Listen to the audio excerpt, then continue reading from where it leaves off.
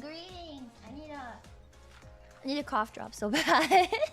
My voice is completely gone right now, so I am gonna do my best to make sure it can live up to the yap that I want to do. But I am completely fried at the moment. Hello everybody. Welcome. Hello. Hi. I am back from my April of exciting events. I have had a very busy month, but I am finally home. And this isn't working. I don't know why my chat's not working. Okay, there it goes. Hi! Yay! Yay! Okaeri goshushin-sama. Okaeri. Dumbass idiots. The month of stuff. I know I've had a big month of stuff, but this was the most exciting part of my month. Even at the end of it all, and that was the one I was most excited for all year. So yay! This has been a very crazy month, but I'm kind of sad it's all over now, cause like, oh, I'm never gonna be able to do it all over again. Yes, the highlight, if you didn't know, I went to Fanfest in Anaheim, California this past weekend. I actually got back last night. And then I was like, oh, I should probably sleep all day. And I barely slept at all. I've had like no sleep for the past couple of weeks. Yeah, it's good that I still have a voice.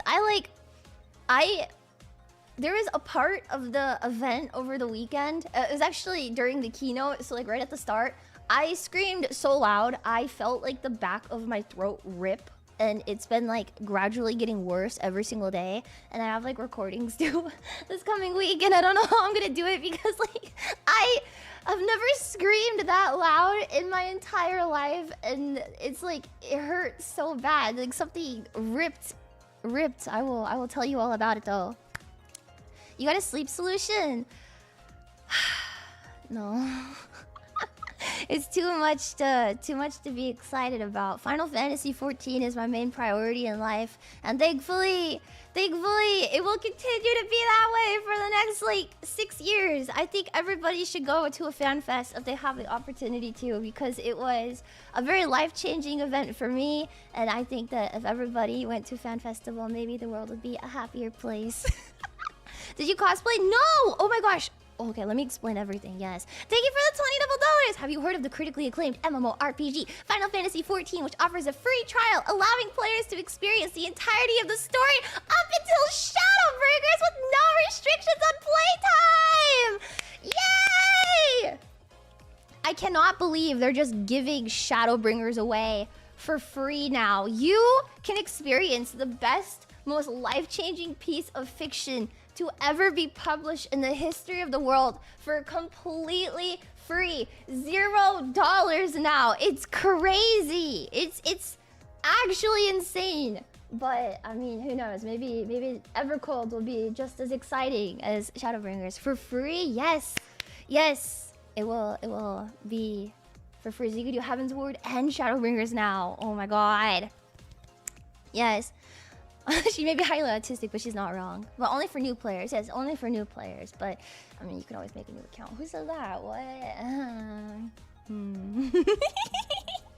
We had to pay $40 or peak. You get it for free. And you know what? I would pay $40 all over again for Shadowbringers. You're so cute. Shut up. No, seriously, shut up. I was supposed to cosplay this weekend to FanFest, and I was very excited for it. But, my stuff, I arrived completely stained in coffee and dirt, and I was really upset.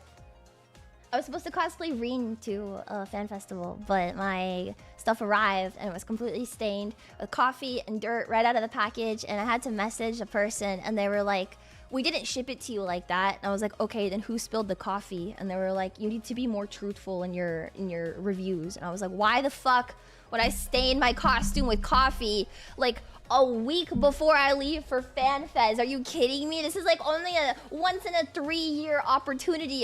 Are you serious right now? So yeah, I did not get to cosplay Reen, and I was kind of bummed about it, but I was also kind of happy to not cosplay because I was so busy the entire weekend. Yes, I got the game because of you. Now I'm addicted. Yes! Yes! Let's go! Yes! Yes, I think everybody should play Final Fantasy 14, and I think that more than ever now. I know, this game has ruined Lia.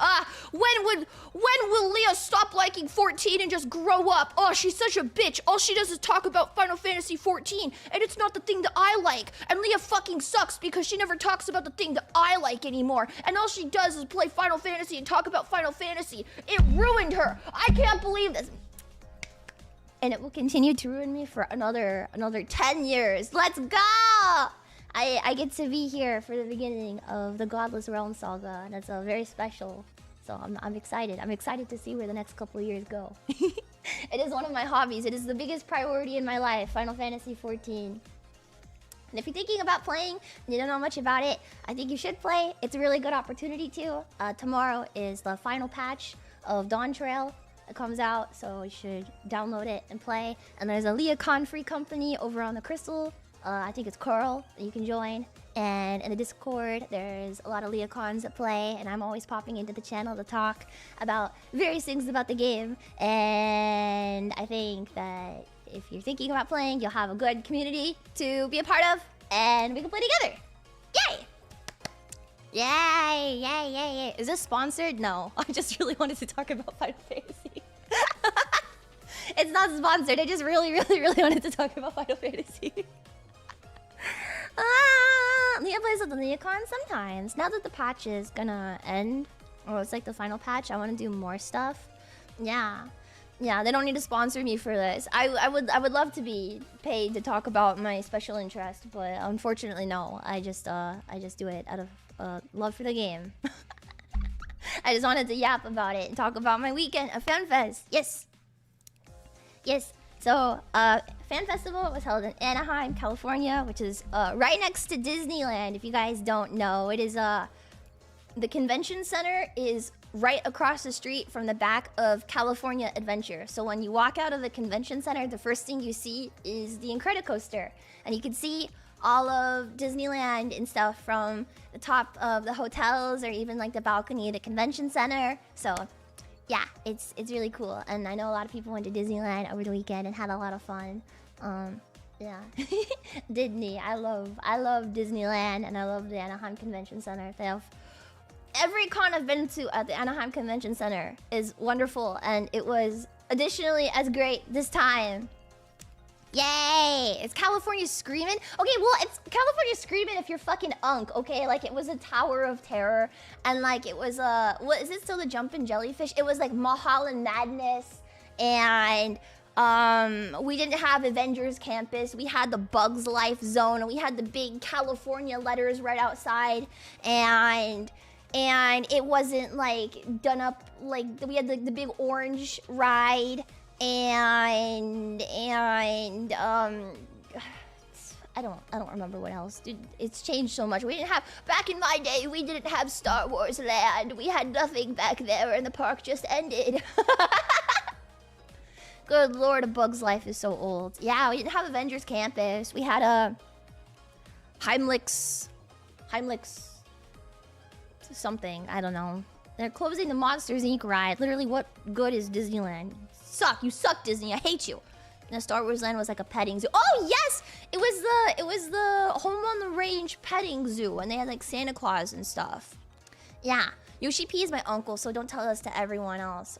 Okay, thank you for the $50 double night. Evercold opens with an unskippable 30-minute cutscene of Wook Lamont getting guillotined while getting dabbed on by Fandaniel. Believe it. The Wook Lamont is in the comfort of her palace, doing nothing right now, and that's the way it will stay.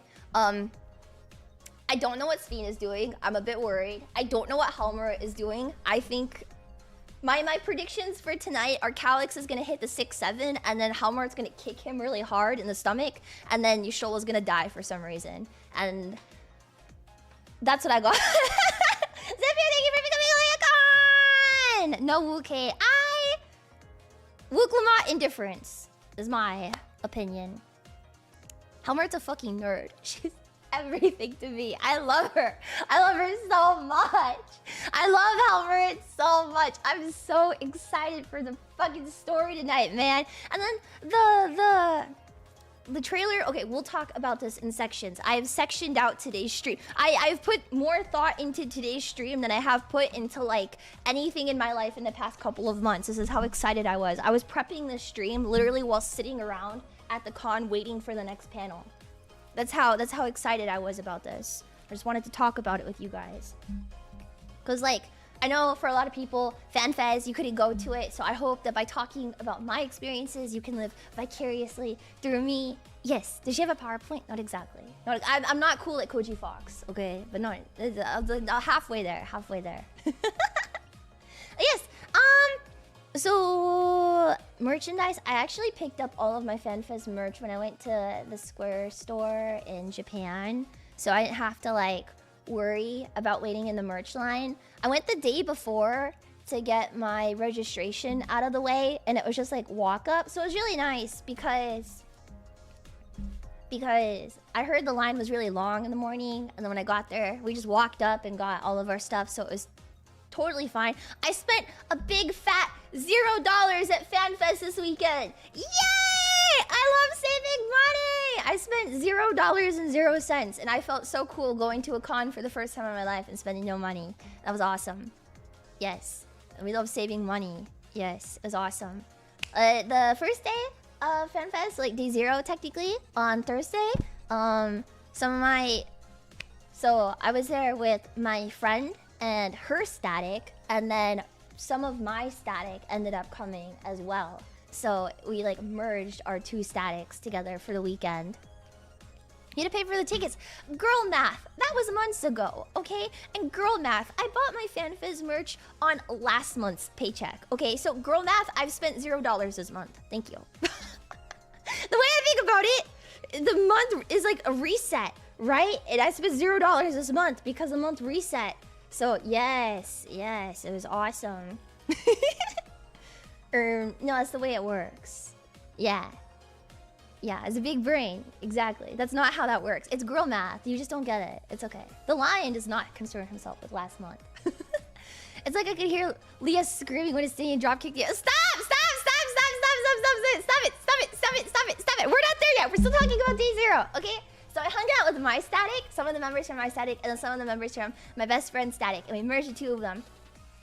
And we got dinner, and it was our first time meeting, like, all of us in person. I've met a couple of the people that we hung out with before for, like, some other stuff, but this is the first time that, like, we had a big group of people. And I think the most fun part about the weekend wasn't, like, actually being at Fanfest, but it was being out in public, hearing people talk about, like, Final Fantasy stuff. Just like randomly. Like we were in downtown Disney and the barista at Starbucks was like, oh, you guys are going to Fanfest too? Like, I'm not going to Fanfest, but I just started Shadowbringers and I'm an Astrologian main. And I was like, oh my god, that's awesome! Like, I hope you enjoy Shadowbringers. And he was like, yeah, I just like got to the Crystarium and like the hooded guy, he's like, really? Like, ooh. And I was like, yeah, it's so good. I hope you enjoy it. Oh my god. Or like, you know, being like at the city walk, Anaheim City Walk, whatever it's called, Garden Walk, and like hearing people and like the Cheesecake Factory talking about like, oh, when I was in Solution 9, my free company, blah blah blah blah. I was like, oh my god, what? Like, well, I don't know. It was just stuff you don't hear. Like, I think the best part of the weekend was like our group. We went to Denny's and everybody in the Denny's was like cosplaying Final Fantasy, and then like the table behind us was talking about Americ, and the table across us was talking about Shadowbringers, and just like everybody sharing this like same interest, the same passion for something I've never experienced before. Because like when you go to an anime convention, everybody at the anime convention likes something different, right? And this is the same feeling I think you'll get at FazeCon actually, which will make it just as special.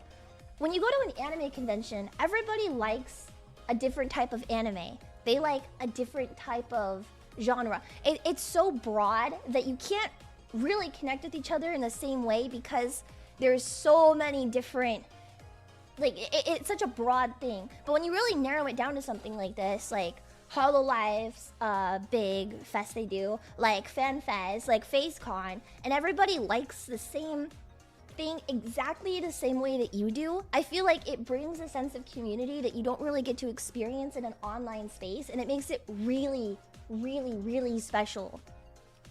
And I didn't even think about like FaceCon being similar until talking about FanFest. But yeah, FaceCon in an ideal world should be exactly the same, right? Because everybody can really truly connect with each other in the same way, and it makes it like a very pure form of love, right? Yes. And so the experience of being able to be surrounded by people, and it's not even like Final Fantasy, like the FanFest people, like, how do I say it, like it differently. Everybody that was at FanFest was caught up with the game, was passionate about the game. We'd all done the same content. We were all excited for the same exact thing. So it was like, I could walk up to somebody and have a crazy conversation, even though I don't know them, I don't know their name, I've never met them before. But like, being able to have a very passionate and long conversation about something that means the world to the both of us was like, I'm gonna cry. It was the greatest experience of my life. I've never had so much fun before. Attendees, no, we did not get in-game cosmetics, unfortunately, but I'm okay with that. Yeah, it was really, really, really special. Did you ask Yoshi P to come to FaceCon?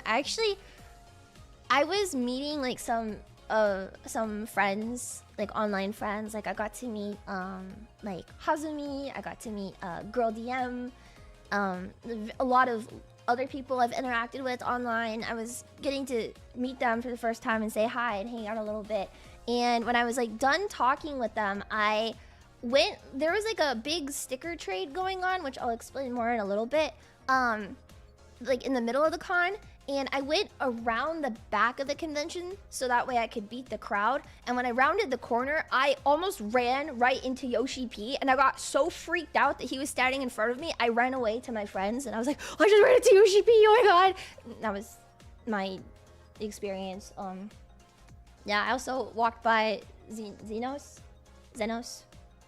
Not that Xenos, the other one. The bald one.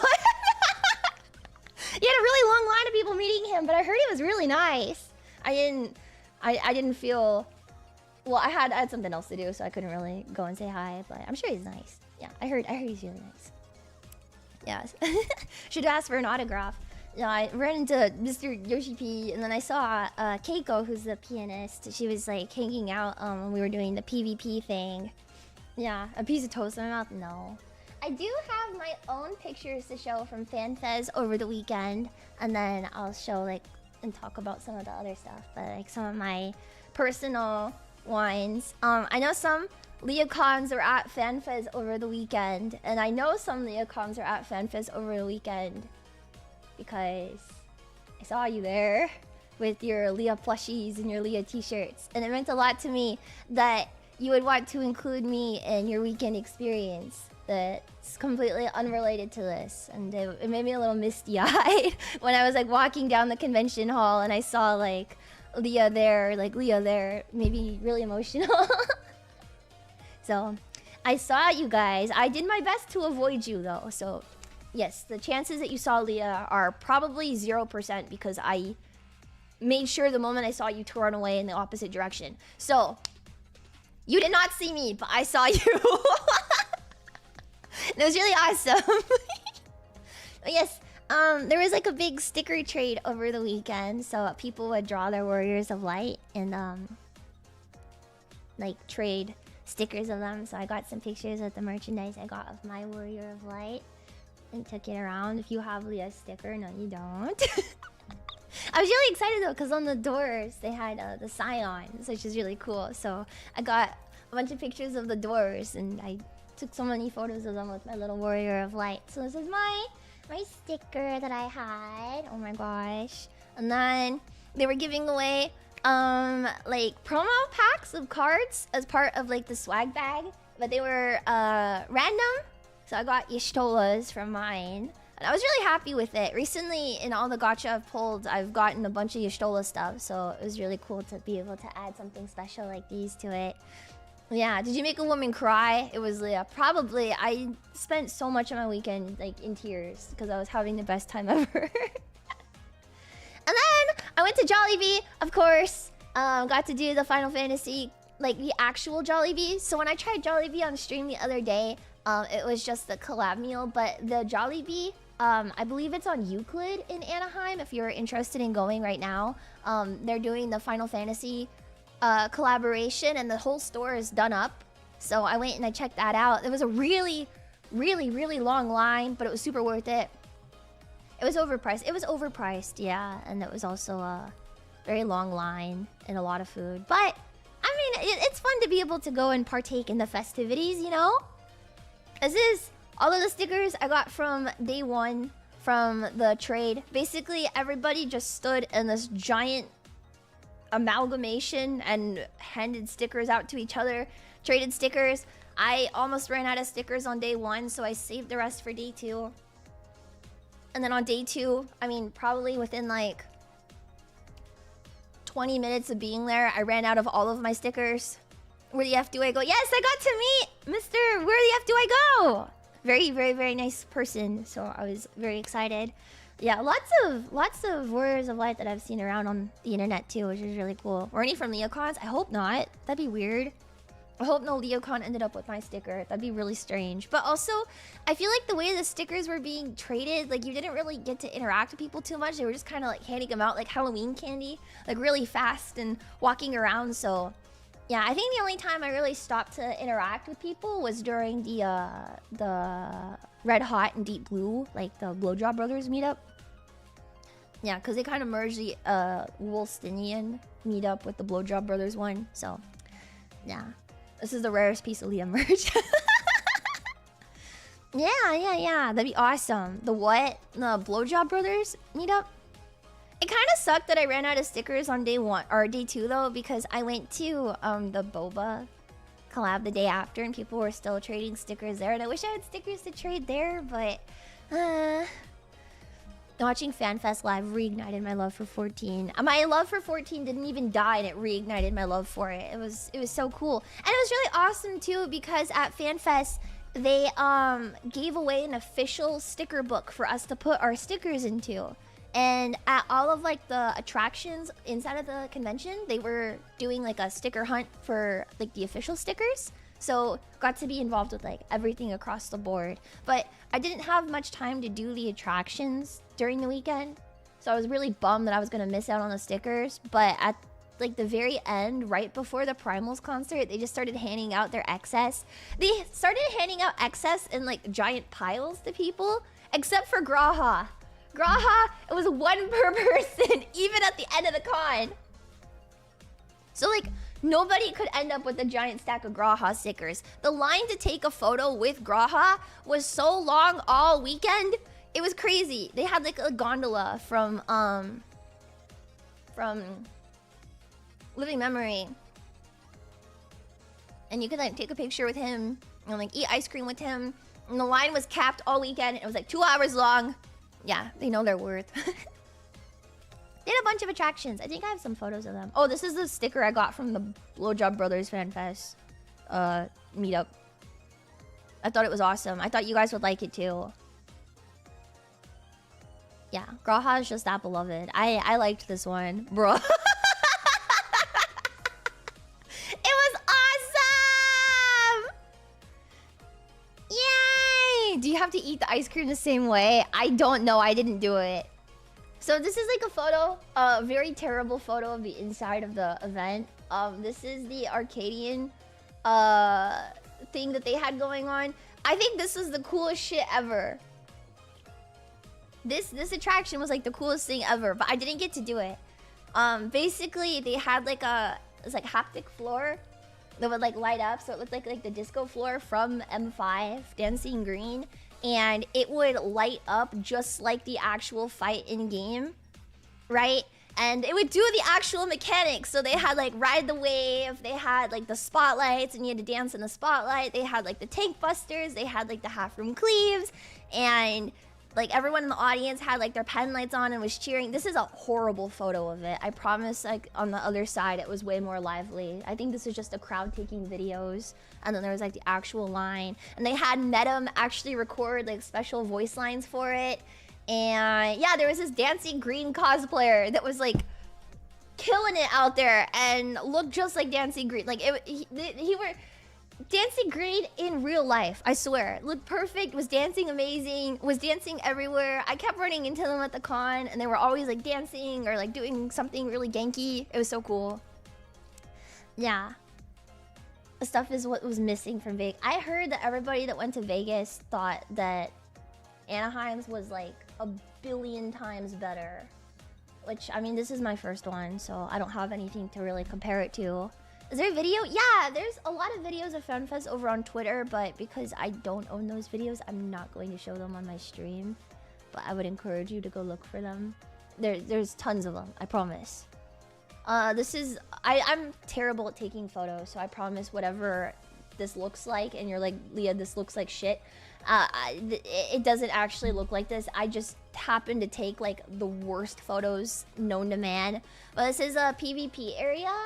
So they were like promoting the new PvP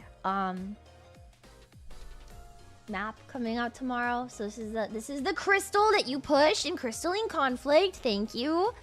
And basically the event was 2 teams of 5 people, and they had like, you could kind of see in the back there's like something on the ground. So you have 2 teams of 5 people. And then you would roll a dice, and if the dice matched, the crystal wouldn't move. But if you got like 2 red, then the dice would move in red's favor, or 2 blue. And so you were just rolling dice against each other.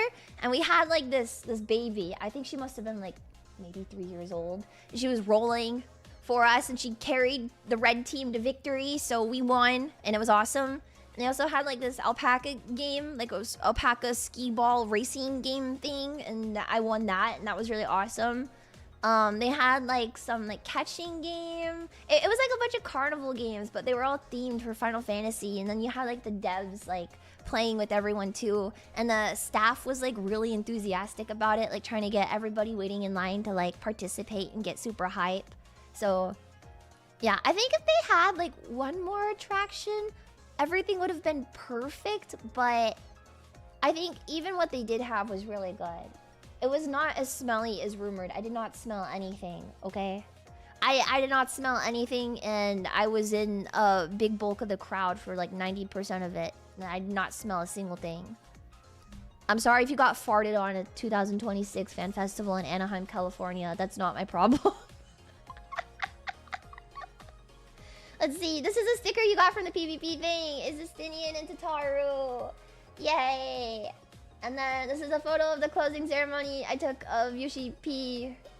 Yay. And then this is my signature on the wall that I took, which is really cool. The Graha line incident. I don't know what happened to the Graha line. I'm sorry.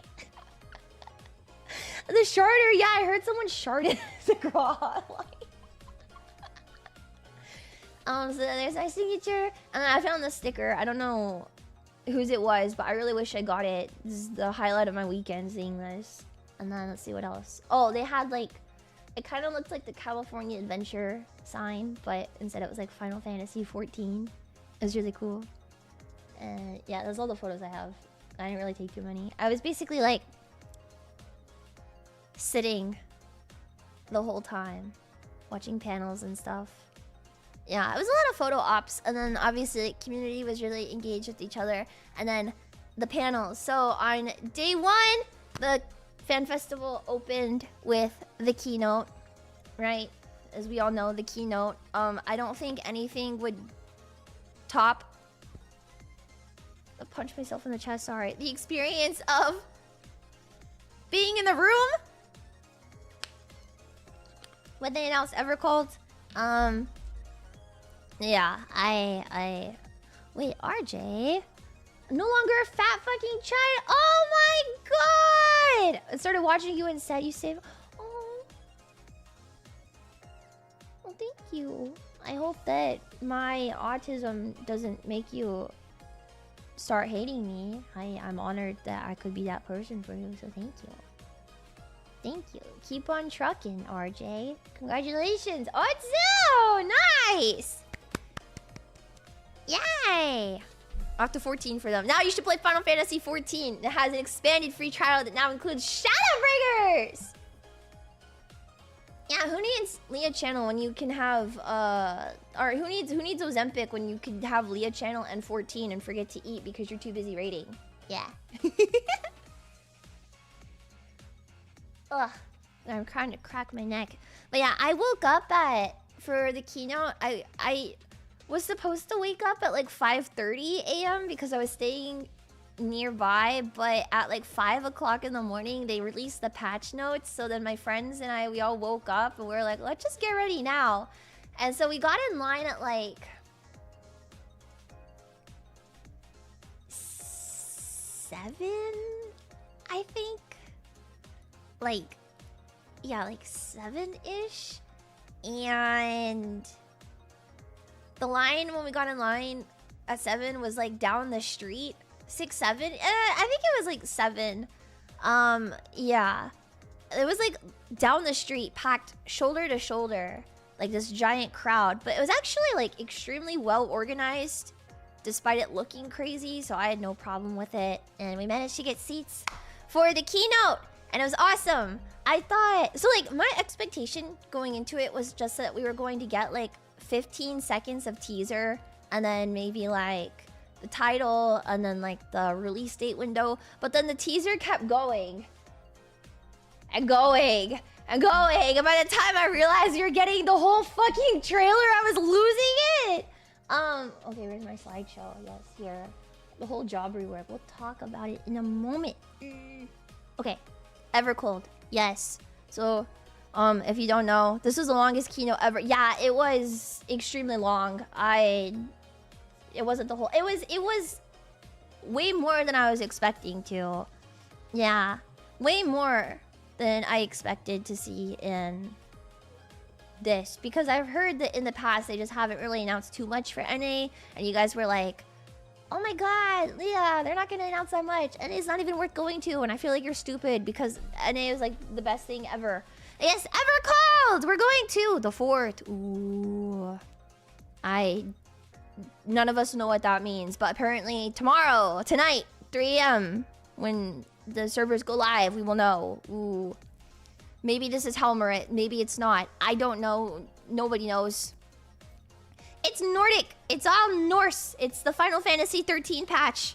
It's all Nordic. Yay.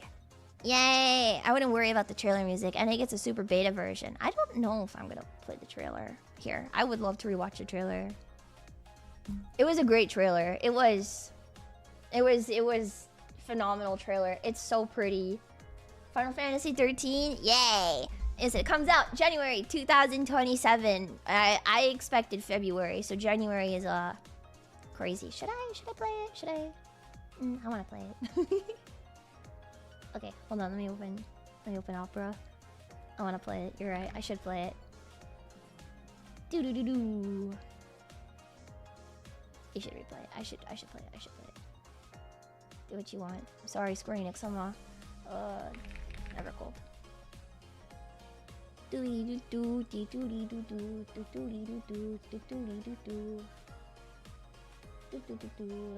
put this. Oh, you can kind of see it behind. Okay, hold on. Wait. Alright. Wow. Okay. This one. It's so good. It was so good. Okay. Yay! Okay, let's watch the trailer. I'm gonna play 14. It's probably like my 11th time watching it now. It's so good. Hopefully this isn't too loud. Wait, oh, it's really loud.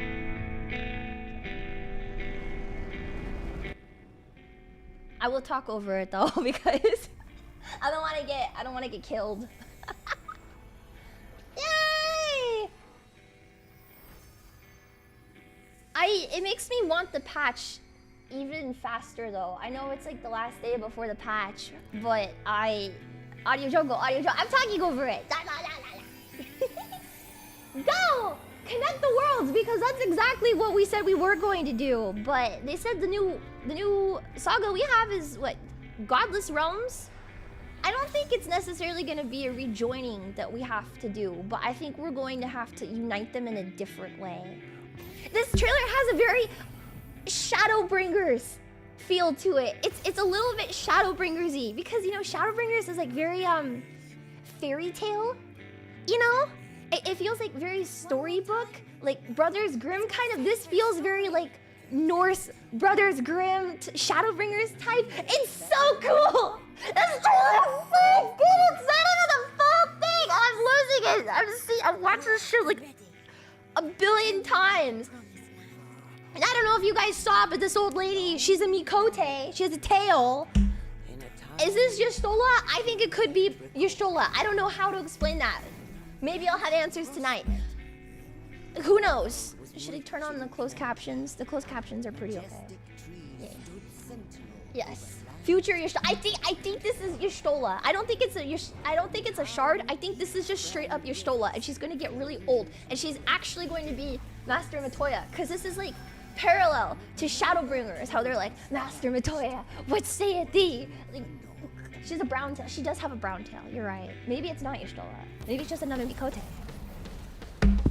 Oh! Oh!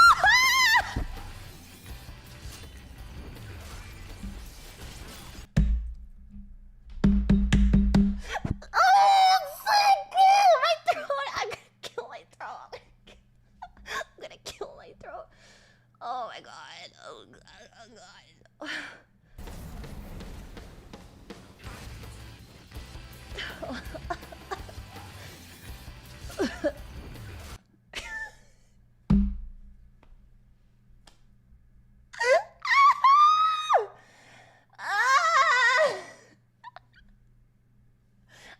Yes, this was the exact moment that I ripped something in my throat. I was like gripping my friend. Like I was like scruffing her. I was so excited. I was like death gripping her, shaking her aggressively. And when I saw Estinian do this, I screamed so loud.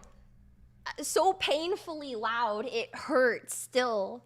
But why are you kicking? Just use a spear. Is he fucking stupid? I want him so bad. Is he stupid? Can I play 14 on the iPad? No, but you can play it on the Nintendo Switch 2 very soon. Yeah.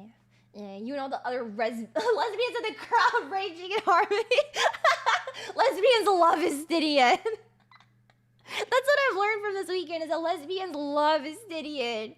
He's so popular. It was so good. We'd probably hear Lia scream if we were watching Twitch. Oh, probably. Probably. I'm so excited though.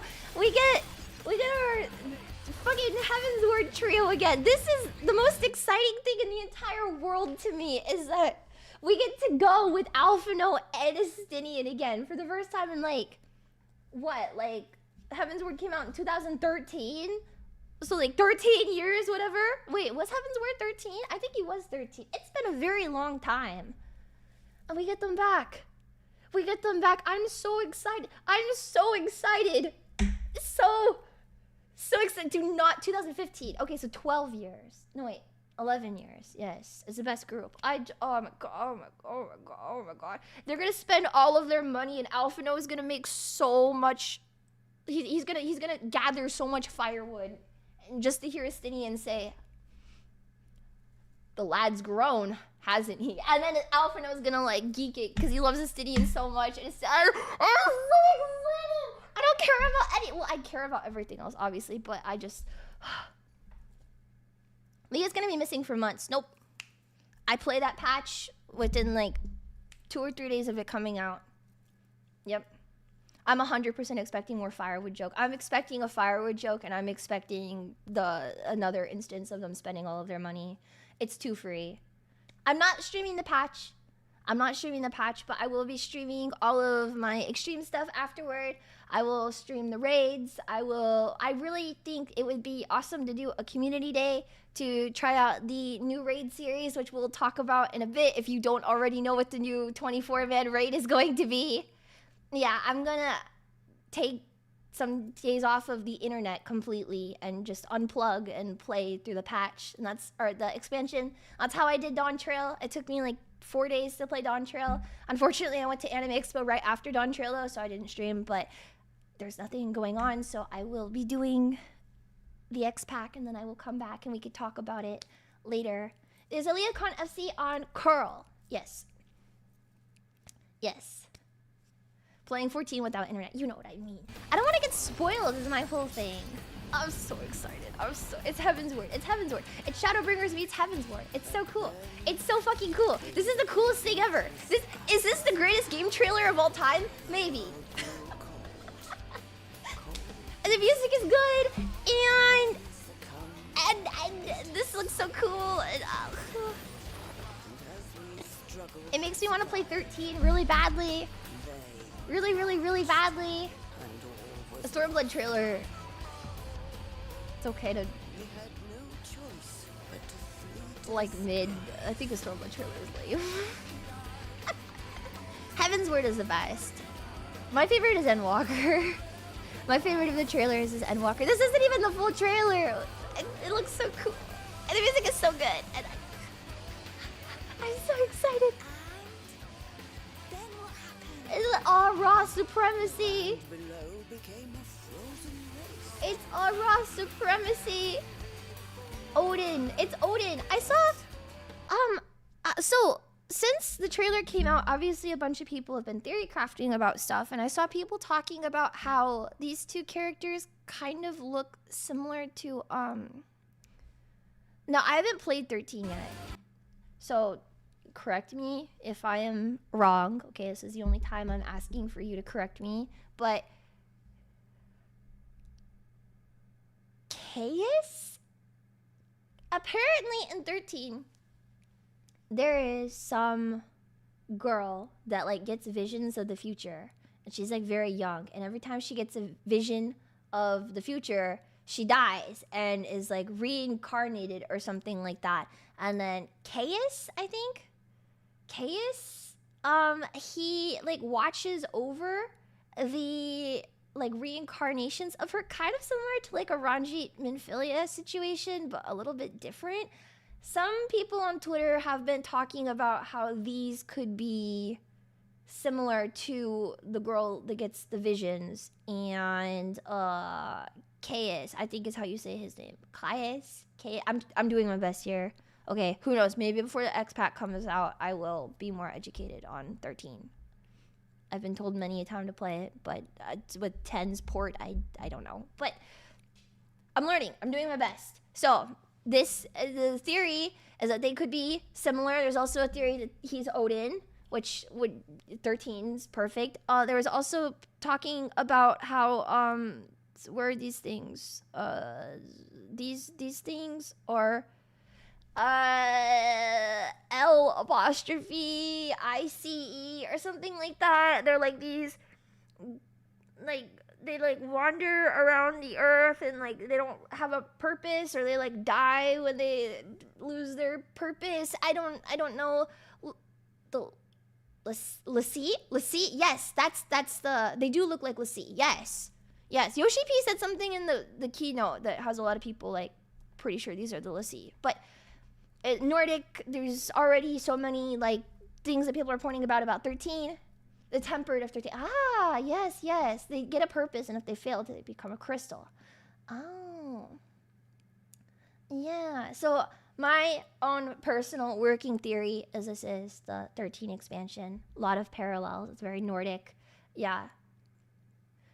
Not too bad to lean into. No, you have to play 13. I'm very interested in it, especially after seeing this, seeing how it compares. But I've never been particularly super interested in 13. I know it's really long, because there's like 13, 2. There's Lightning Return. I don't know. Anyways, let's finish watching the trailer. Yeah, it has 3 games. Yeah. These guys look sick as hell, though. Looks so cool. The PC ports are awful. Maybe I don't.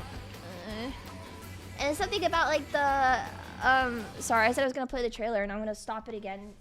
Wait, let me put the thing over here. Okay. This thing at the beginning of the trailer, I guess in 13, there's also like a cocoon or something, that like the souls, they're like trying to free souls from, or like they put the souls into something like that. I don't know, but people are already seeing lots of 13 parallels. Cocoon, yeah. See, I've been doing my research over the weekend as much as I could. I've been paying attention, trying to learn. I wonder how this all fits into Kingdom Hearts 4. It's a mother crystal. It does look like the mother crystal from 16. Yeah. Shouldn't you know the lore? I will. Give me a little bit of time to cook my autism, and then maybe I will. Everything changed when they arrived. The traveler. The one from the sky. Aye, though in those days, we knew them as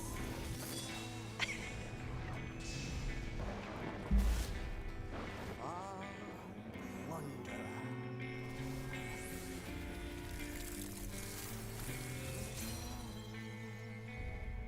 Is this a sorcerer reflection? It is the 4th. We are going to the 4th this time.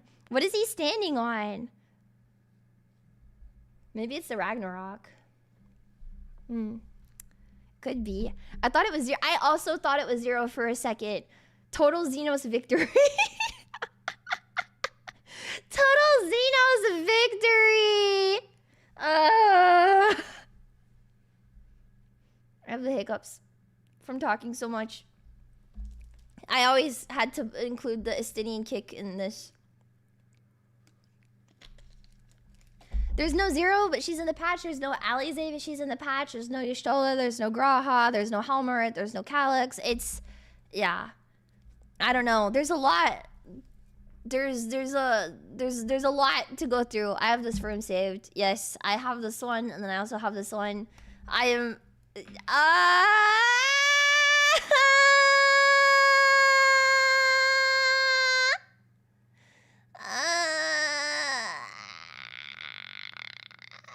This makes me want the title Viator in game, because in Garlean, Viator is like traitor, right? But Viator means wanderer. We are now not adventurer, not the warrior of light. We are the wanderer. It's so cool. It's so fucking cool. It's so cool. I love when we get new titles. It's so cool. Like being the warrior of light is really cool, but I also love just being like an adventurer, you know? There's like a different ring to it. Like a different like a totally different meaning, right? No pun intended. Wait, if Lightning returns again, no pun intended, I'll get to 14. I'm in love with her. Wait, based? Oh my god. Oh my god. Become what you must. Become, like, Warrior of Darkness? Cool as fuck. Warrior of Light? Cool as fuck. Adventurer? Cool as fuck. And then now we have Wanderer. And John Final Fantasy looks so good as a Reaper. Mr. John Meteor, I love you. It's so cool. That's a really pointy hat. He looks so Bloodborne in this. It's so cool. It's so cool. Xenos calling you adventurer is such a... Xenos calling you adventurer is like... I don't even like Xenos. It's like top 10 moments in the game for me. It's so... There's just something so cool. And then like at Fanfest this weekend, the wristbands that we got, like our badges for the weekend, they said adventurer on them, not warrior of light, not warrior... It just said adventurer. And it was so cool. Like, I don't know, being able to be called like adventurer after all this. It felt cool. I was geeking about it all weekend. So I have a little wristband that says adventurer now. It makes me all happy. But yes, it was no, I took my wristband off. In one piece though. Is the girl, she put it on kind of loose, so I was able to slide it off. Thank you to that girl at registration. You're the MVP. I appreciate you. I did tighten it a little bit, but then I went to a restaurant and I got it like in soy sauce a little bit, and so I like was worried. So yeah, yeah. People are dying to preserve theirs. Well, mine has a little bit of soy sauce on it. When you suck the soy sauce right out of your Fanfest 2016 wristband. And in Nord mythology, hell is frozen. I'm not smart enough to come up with my own theory at the moment. Give me a couple weeks. Give me till after the patch to cook, and then we'll see. Yeah. It adds character. What's special about the wristband? One of a kind. It's one of a kind. It's very. It's the Fanfest wristband. It says Fanfest and it says Adventurer. It's cool. Norse Hell is all ice. It's so cool. It's so cool. It's so cool. It's so cool. Frost Giants. Oh my, it's so cool. It's so cool. It's so cool. A Nordic expansion is like, that's what the game needed really badly. Is like, this entire time I've been trying to think like, what the fuck happens? Like, where do we even go? And you know, all the signs were pointing towards the void, right? All of them. But it's like, I didn't really want the void. I don't care. I don't really want the void. And I didn't particularly care. And then now, like, what do you mean it's Nordic? I love that shit. That's so cool. The shift from tropical dawn trail. Someone said that it's like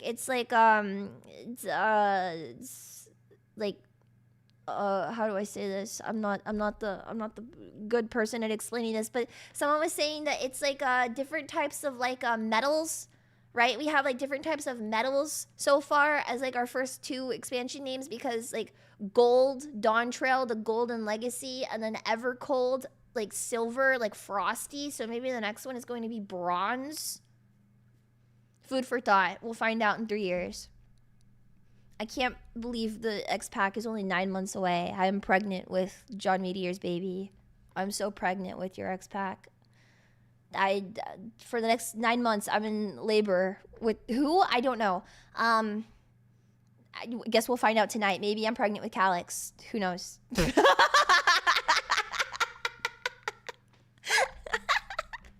Congrats. Thank you. I was really unsure how to. I'm pregnant with Fan Daniel's baby.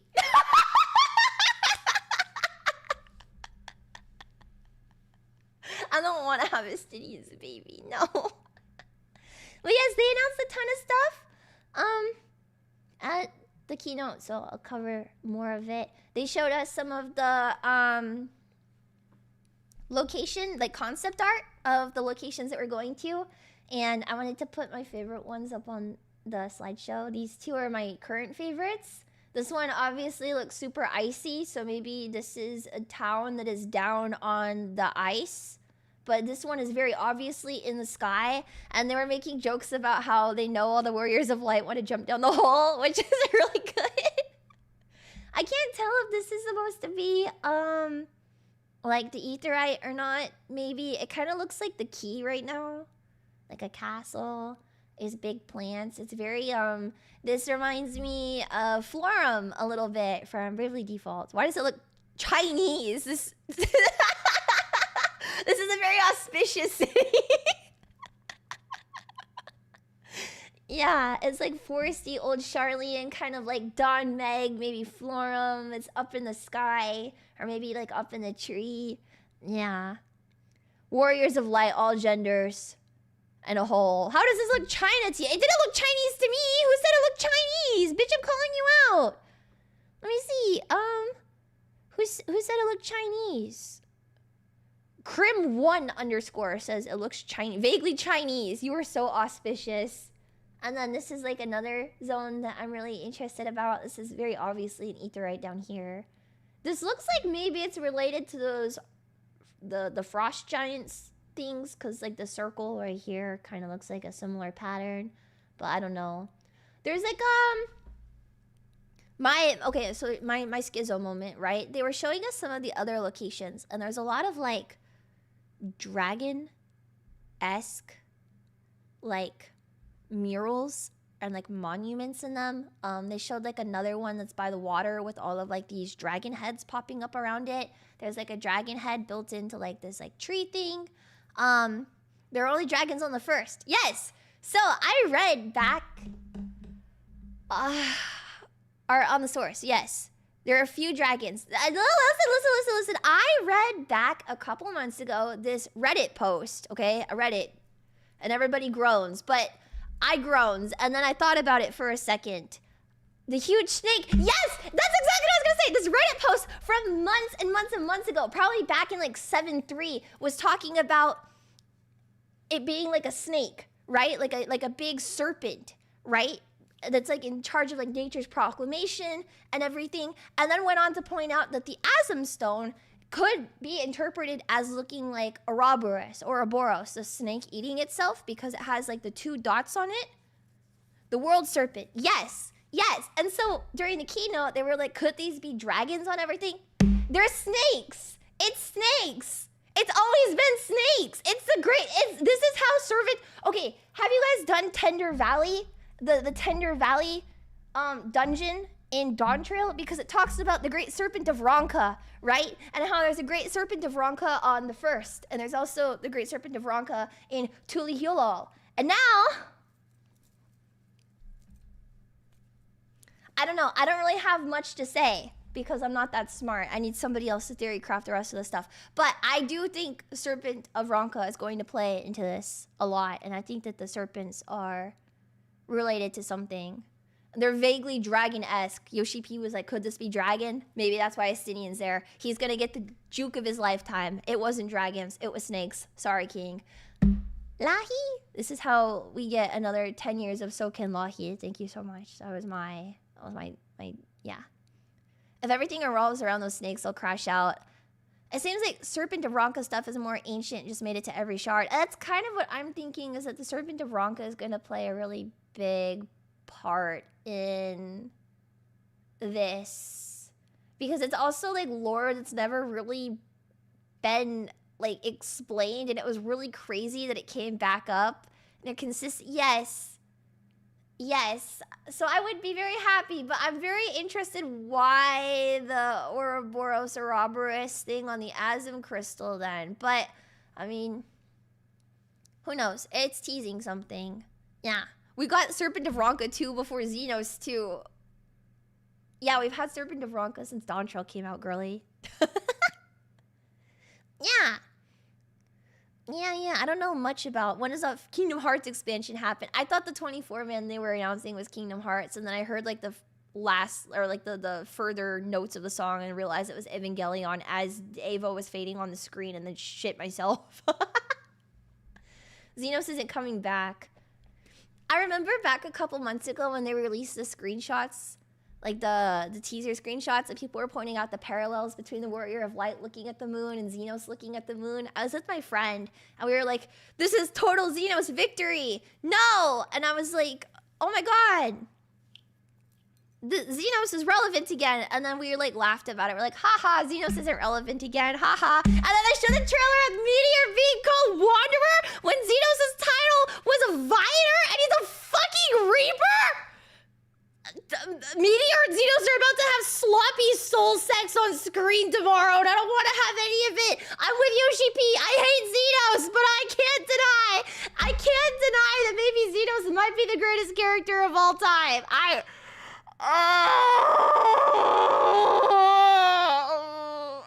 hate Xenos!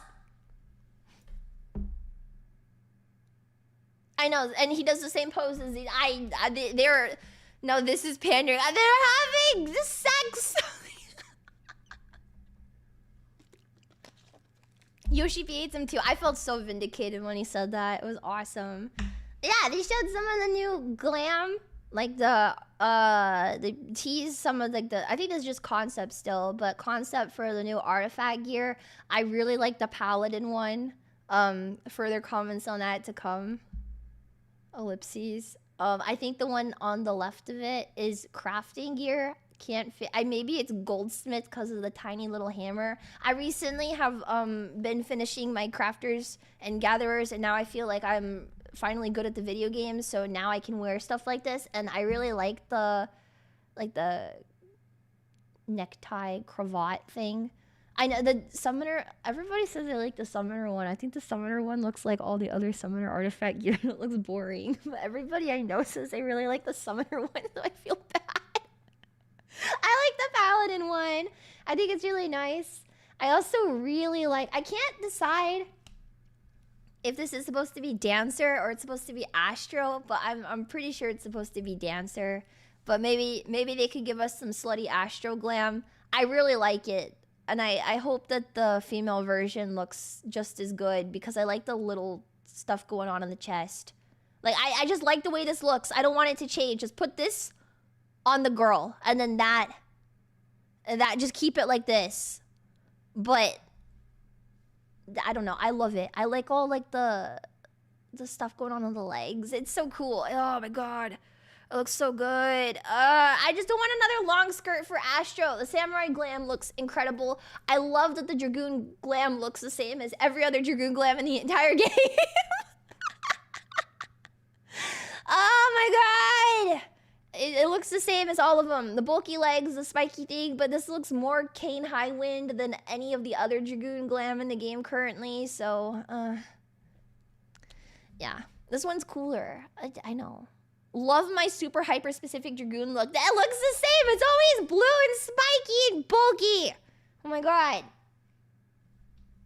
But yeah, I like them. I think they're cool. I don't like the summoner one, but the rest are cool. I think this is Sage all the way on the left. I don't know. I need to see more of the classes to really form any more of an opinion. But my opinion is, if this is Dancer or Astro, 99% likely Dancer, but I would love to not have a long skirt on Astro for the first time, so I like it. The Red Mage one might be the worst Red Mage fit. It's a crafter or a gatherer. That is not Red Mage. That is. It was pictured with the crafters and gatherers one at the actual keynote. This is just a consolidated version of the photo. That is not Red Mage. Do not worry. Yeah. I think it's Astro, but I could be wrong. And maybe Astro. It looks more like Dancer than Astro, but yeah. I know. I got a LARP as a dragon to play Dragoon. I don't want to. The one left of Paladin is Red Mage. It is not Red Mage. Red Mage does not... Look at the tiny hammer. Look at the tiny hammer on the belt. Think about it for 2 seconds. 1, 1,000.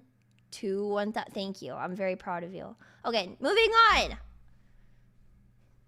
They talked about system changes.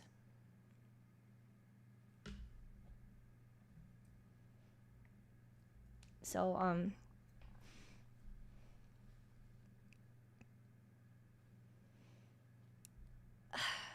I just realized my BGM isn't on, sorry.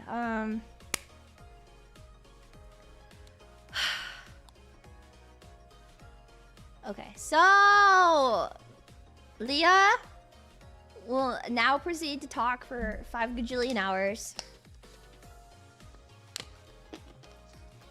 They showed us all of this and then announced that it's coming out on the Nintendo Switch too. Okay? It's a fake battle pass. It is a battle pass, but it's not going to be paid, right? It's not a paid battle pass because we already pay a subscription. They said it's not going to be paid. Appreciate that. I don't particularly care about this, okay? I think it looks kind of bad. Warframe does it and everyone likes it. That's kind of what they were saying, is that when, like, the other games recently that they've seen do it, everybody really enjoys it, so, like, it's okay. They said that the background of this is going to change depending on what zone you're in, so I think this is a Crystarium. And then you can change the pose of your character on the screen, which is also kind of cool, I think. Yeah, the battle pass gear progression thing, they're getting rid of dailies and they're moving towards weeklies with more options. I really hope they don't stop doing a daily thing though for the people that are super unemployed and want to play daily, because if there's no point in logging in every day, then it's kind of I think weeklies are good for the employed, but I am severely unemployed, and Final Fantasy 14 is the biggest thing in my entire life. So I would really enjoy having stuff to do daily as well. I like having daily chores in my games. So yeah, I'm a bit worried. I have a lot of worries at the moment about the system changes they announced. I said it's good for the employed, okay? I know, but I still want there to be options for people to do things daily as well. Yeah. Activities are repeatable daily. That would... Yeah, change is scary. Some changes are scarier than others. Mr. Prime will save...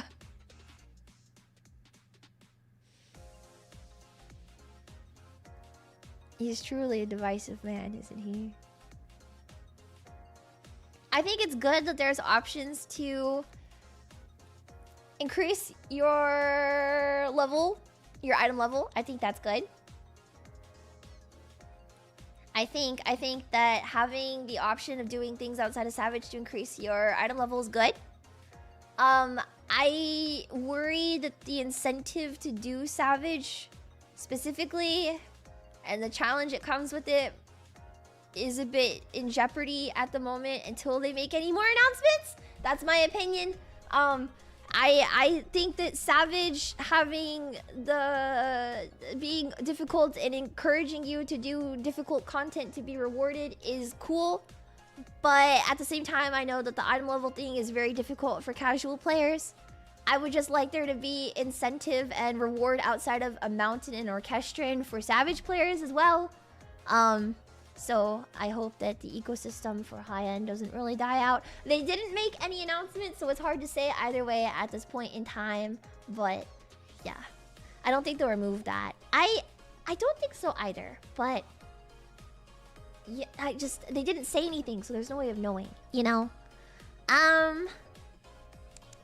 I do like to have a job. And yeah, Savage will still have the high item. I think the stats are going to be tied to the Savage stuff. And then maybe you'll have the item level, but you won't have the stats otherwise. And I think that's okay.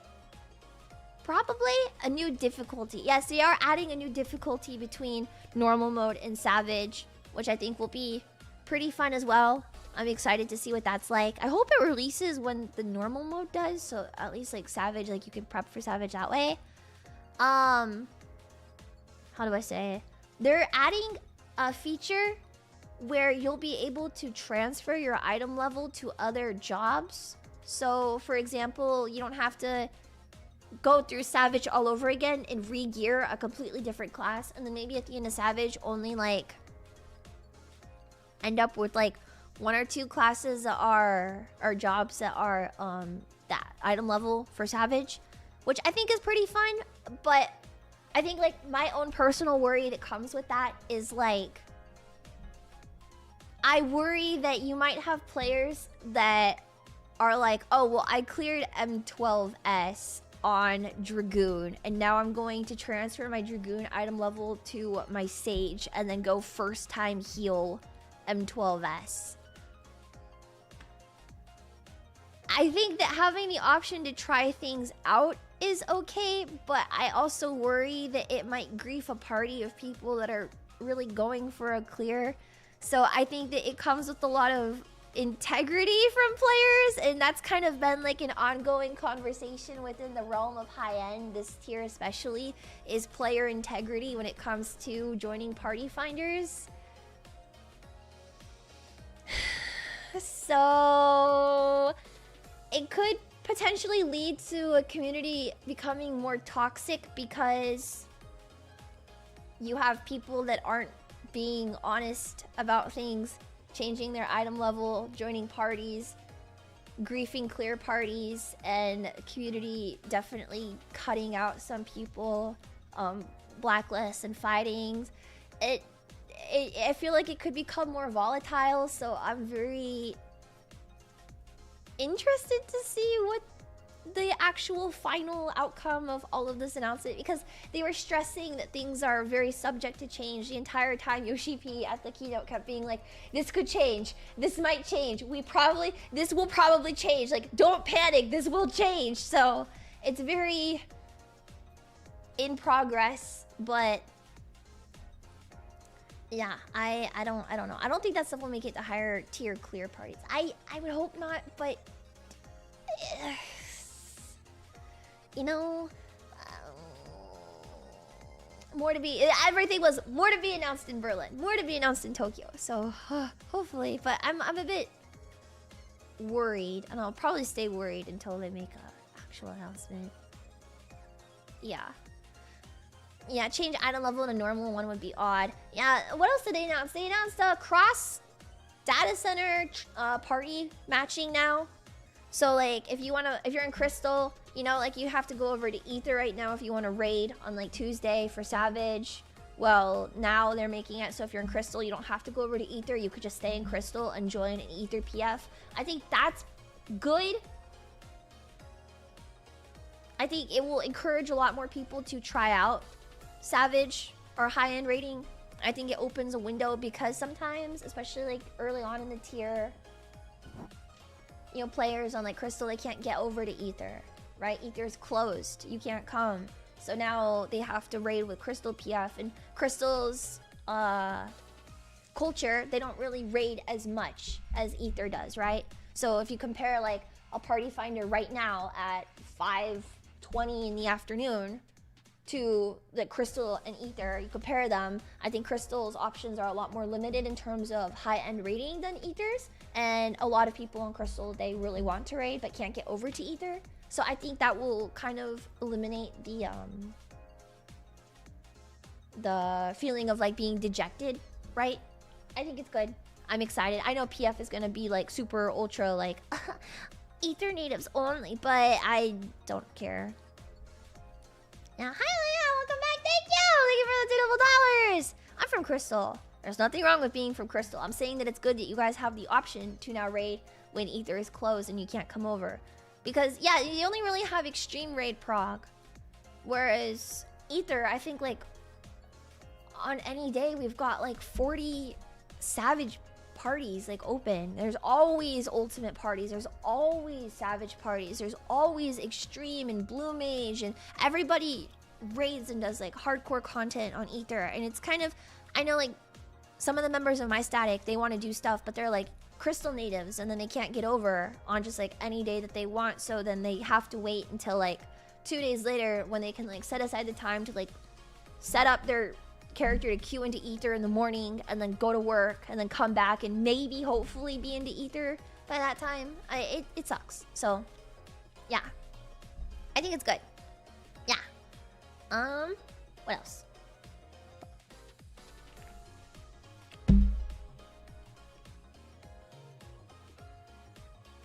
Okay, so they announced job changes. This is exciting.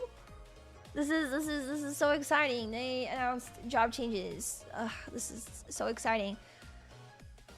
That's Mr. Prime in the corner. He is the guy that did this.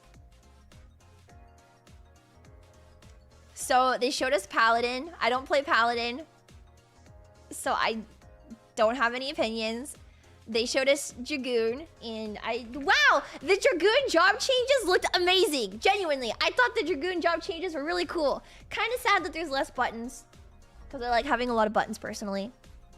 But I understand that, you know, they're raising the level cap to 110, so there's potentially more buttons, right? Dragoon having crazy conditional positionals and more jumps, and then like the jumping in the air and becoming immune, I think it's really cool, and it plays just like a Dragoon from like a classic like Final Fantasy game. It's really cool, and I really like it. They announced that they're splitting it into 2 different types of modes, so you'll be able to play like how Dragoon is currently, well, any class, but well, okay, not any class, 21 classes except for the new 2 classes, which are going to be only the new play style. It's called Evolved mode. Then you can play the classic mode that we have right now, Reborn, and that's the Reborn mode. I think Dragoon is really cool. I loved the way that they were showing everything. Positionals is awesome. I don't play Paladin, so I can't give an opinion on the Paladin changes. They showed Bard. I thought Bard looked really cool. Bard looked crazy. I like their dash they have now, but I'm not sure how I feel about the like 2-minute buffs being removed, because with the changes is they announced the death of the 2-minute meta in rating, which I personally, for me, I am a fan of the removal of the 2-minute meta. I think it's good. I do see that some like people have concerns about like party synergy when it comes to like a party really playing together. And I think that as long as the future fight design can introduce like mechanics or like gameplay that encourages the party to be more in sync with each other, then having that in lieu of the 2-minute meta is good. I think it could make things very interesting. 2-minute gets boring, right? I just feel like at the moment everything is like very like structured. It's very samey. You hit your 2-minute here and your 2-minute here and you hold a 2-minute for here, and it gets a bit monotonous. It's very rigid, yes. And I think like Dragoon was a really good example of like being able to be more in the moment with things, and Dragoon should just I don't know. I like Dragoon. I like the death of the 2-minute meta. They showed White Mage as one of the classes that they were showing, and then they kept saying, "Hey guys, this is subject to change. This is yeah, I know you fuck up one GCD and it's over for you. I know, it sucks. Your rotation is cooked, your 2 minutes cooked." But yeah, they showed White Mage for the changes, and Mr. Prime, you are indeed a divisive man. It says at the top, the screen shows content under development. The content and specifications are subject to change without notice. I hope you mean that, Mr. Prime. Please do not ship White Mage the way that it is, or was at Fanfest. I tied the noose and put it under my bed. Please don't do this to me. He has only done good work. I know he's only done good work. I know. But he fucking killed White Mage. And I'm not happy about it. I've been low-key having a meltdown about this all weekend.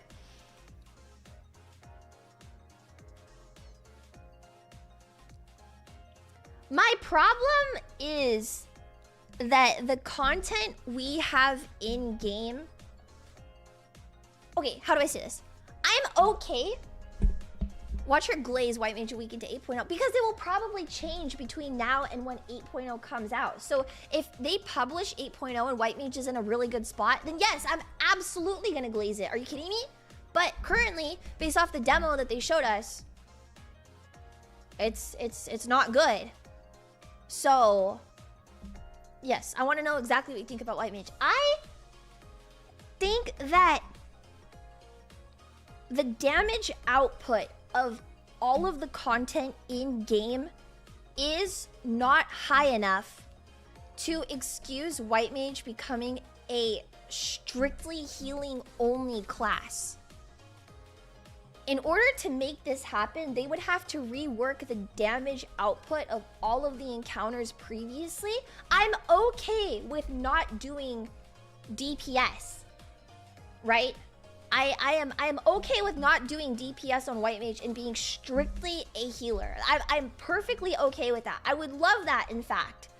But the healing that, how do I say? They want White Mage to be more focused on strictly healing and less damage. But I don't think that there is enough damage in the encounters. Even content that we have now, being fully geared out, I don't think M10 does enough damage to justify that change. I don't think that M11 does enough damage being fully geared to justify that change, right? But if the fights did enough damage to the point that I had to be strictly healing, I would be totally fine with it. I would. But yeah, we just want to heal, not do damage. I would be okay with just healing and not doing damage if the fights did enough damage to justify that, but they don't, right? Being fully geared out, like none of the fights do anywhere near enough damage. You could get through 99% of the fights in game with like one healer, right? I saw someone fucking doing top this morning with one healer. Like you don't need a healer, right? Because at some point the fights stop doing a crazy amount of damage. So you don't really need to heal that much. And that's kind of where my problem comes from, is like, if you want White Mage to be like strictly healer, the fights need to do enough damage to justify having White Mage move over to just healing. But they don't. So it worries me with White Mage, because now Glare is an insta-cast. It's basically just Glare 4 instead of Glare 3. But it's Glare 4 on the Glare 3 button. What they showed at the demo, at the death panel, right? And part of White Mage specifically is a very... How do I say this? White Mage is a very simple class, right? Like, no denying that it is like extremely easy to play. It's very easy to pick up. That's why I picked it up in the first place. It's a great class to learn things on and learn how to heal and learn the way the fights go, because there's not a lot you have in your kit. You're hitting Glare, you're hitting your Lilies, you're hitting Medica 3. It's a very simple class. However, I think that there is a lot of complexity when you start getting into higher end things, like through how you save your Lily gauge, how you manage your Lily gauge and through, you know, making sure that you have your miseries and your rapture for this and this. And I think that, yes, nuance. There's nuance to the class. It's obviously not the crazy big healer like Astro is, right? But it still comes with its own optimization and its own skill set, and it's fun to get into thinking about like things, you know, if I'm doing this, you know, M11, how do I make sure that I have all of this lined up, and when am I going to spend my Lilies if I don't have any healing to be done, which you're probably spending Lilies not really healing anyone realistically at some point in these fights, right? After you get geared, at some point you're not really using your Lilies to heal as much. You're just using them to build up for your big rapture, because the damage becomes less, so you're doing more DPS. And that's just the way it works when you start gearing things, right? I think that White Mage having such a small kit, you know, the optimization is fun. I think that learning how to greed cast in slide casting is a big part of the optimization of that class, and it's a lot of fun to see, you know, where I can greed certain casts for things and where I can't, and where I can greed more DPS or squeeze it in. And I think that by taking the class that's so simple already, like White Mage, and taking away the tiniest bit of skill expression you could possibly have on the class just to dumb it down, because they lobotomized White Mage, right? That's what they showed us. It's just a lobotomized White Mage, and they said, well, we're making White Mage easier to play. And I don't think it needs to be easier to play. It's already a very, very, very simple class to play. It has very limited amounts of optimization and skill expression, and they like completely took that out. I don't know. I'm very unhappy with the change, and I'm already dooming the fact that I'm going to have to be... I don't even know Astro, because I don't even know if they're going to keep Astro's cards with like the current way that they're doing things, because it looks like they're getting rid of like a 2-minute meta and like buffing, and if Astro doesn't have its buffing cards anymore, then like what the fuck does it do? I don't know. They have not Blood Lily meter, it's something else, but you gain your quote-unquote Lilies for that by casting healing spells. So they want you to cast your healing spells, but they don't want you to cast like Glare anymore. And I think that I like casting Glare. I like my cast. That's why I play White Mage, is I like my cast, you know? Like, I don't know. I'm gonna be very sad. So I just... Ugh. White Mage is already a 2-spell class. It is. I don't think that you need to make White Mage simpler to play, right? Because it's already the simplest of the healers. Lily and Sanctuary. I don't think there's Blood Lily on there anymore, if I remember correctly. But they said things are subject to change. Who knows?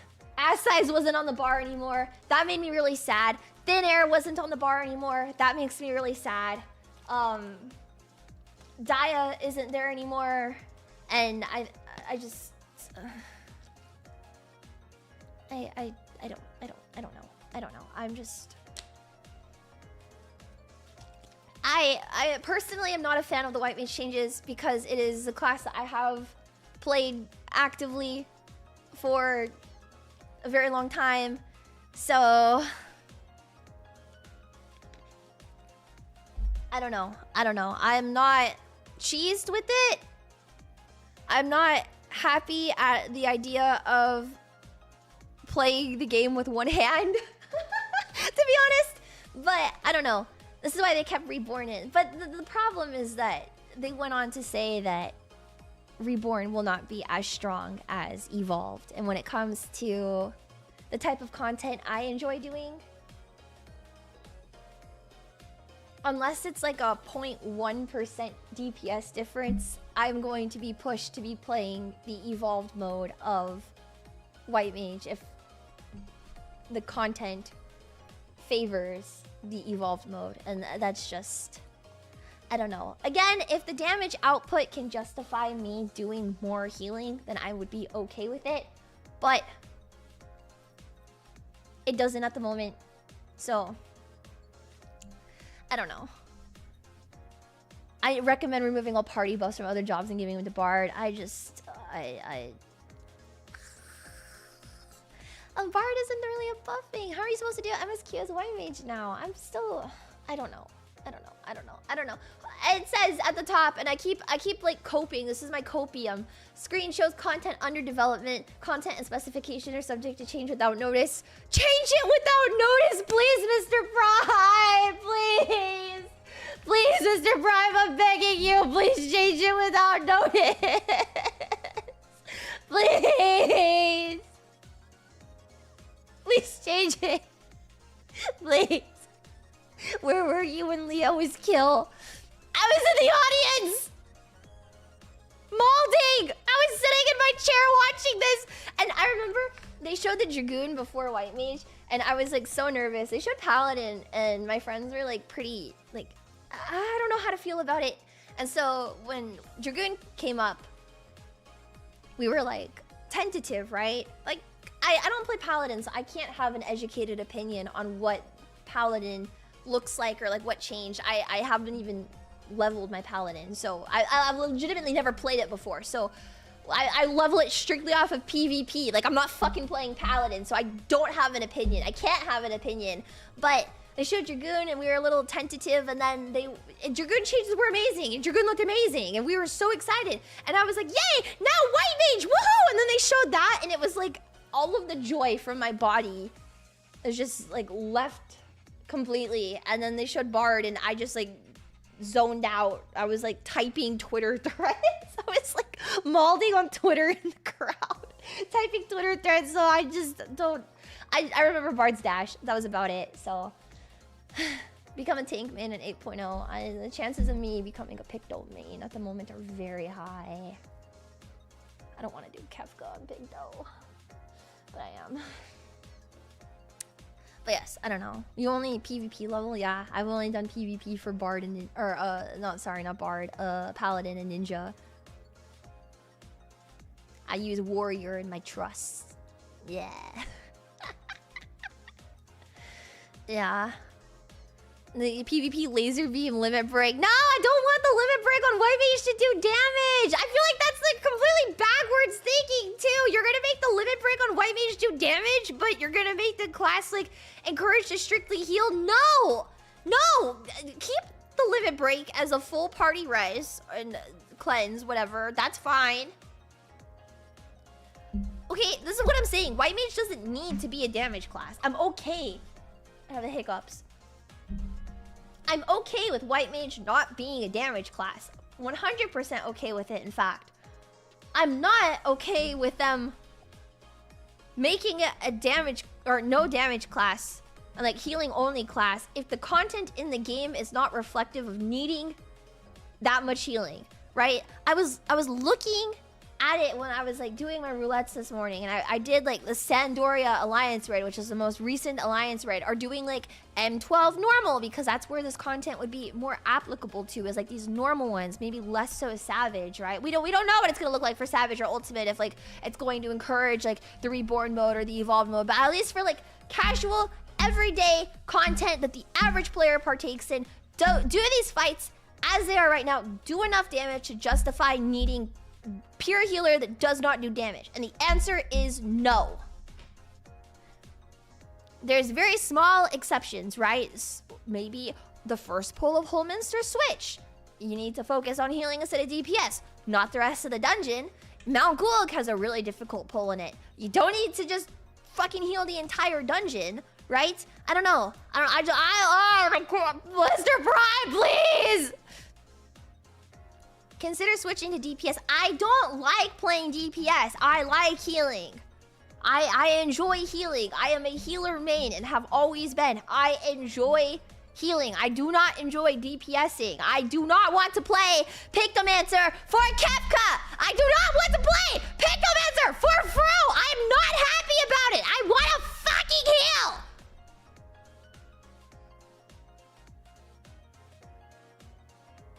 I don't want my role lobotomized, is what I'm saying, okay? I love heal swap. I love being a support. I love being the green guy. I'm a green guy. I'm not gonna stop being a green guy. I'm fucking green. We made the healer a healer, but the content in the game doesn't need that much healing, because the content in the game doesn't do that much damage. You can do the entirety of Stone Vigil and not fucking heal if you know how to play the game, and that's just the reality of it. They do no healer runs of content because the healing is not that necessary at some point. Mr. Prime told me he'd undo the changes if he cleared Kefka on Picto. Thanks, Alphanel. Thank you for the $5. Maybe that's getting changed. They would have to rework the damage output of every encounter in the game. And that's the problem. That's the problem. And it's just, I don't trust. That's my meltdown. I don't trust. Mr. Prime, I'm tentative about you, okay? They've done it before, Lia. I'm tentative. I'm a very divisive man. He seems very nice. I'm tentative about him. Okay?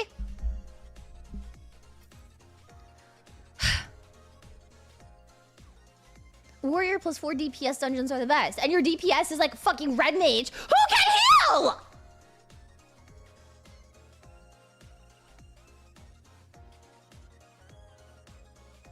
No point in getting all worked up. You're right.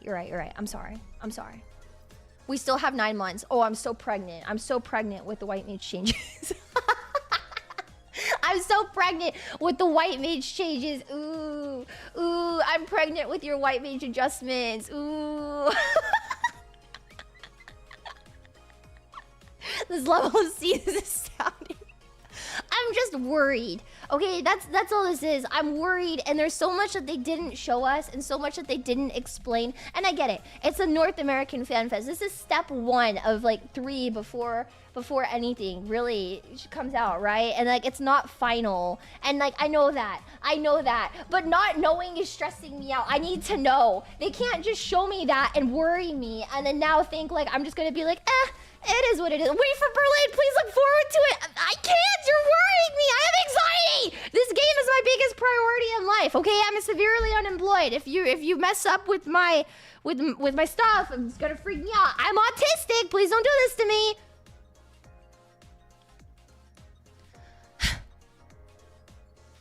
No, tank mains are sweating. I know. What kind of human looks forward to Berlin?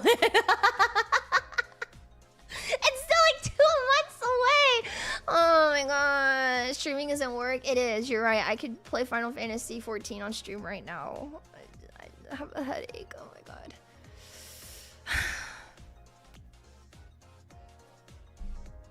We will see. Please look forward to it, okay? This is where my mentality over the weekend. I had a wonderful time. It was the best event I've ever been to in my entire life. I'm fucking worried. That's where I've been, okay? I like how Lia is experiencing the post-expansion gutting of jobs. She's truly become a 14 player, a Dark Knight player.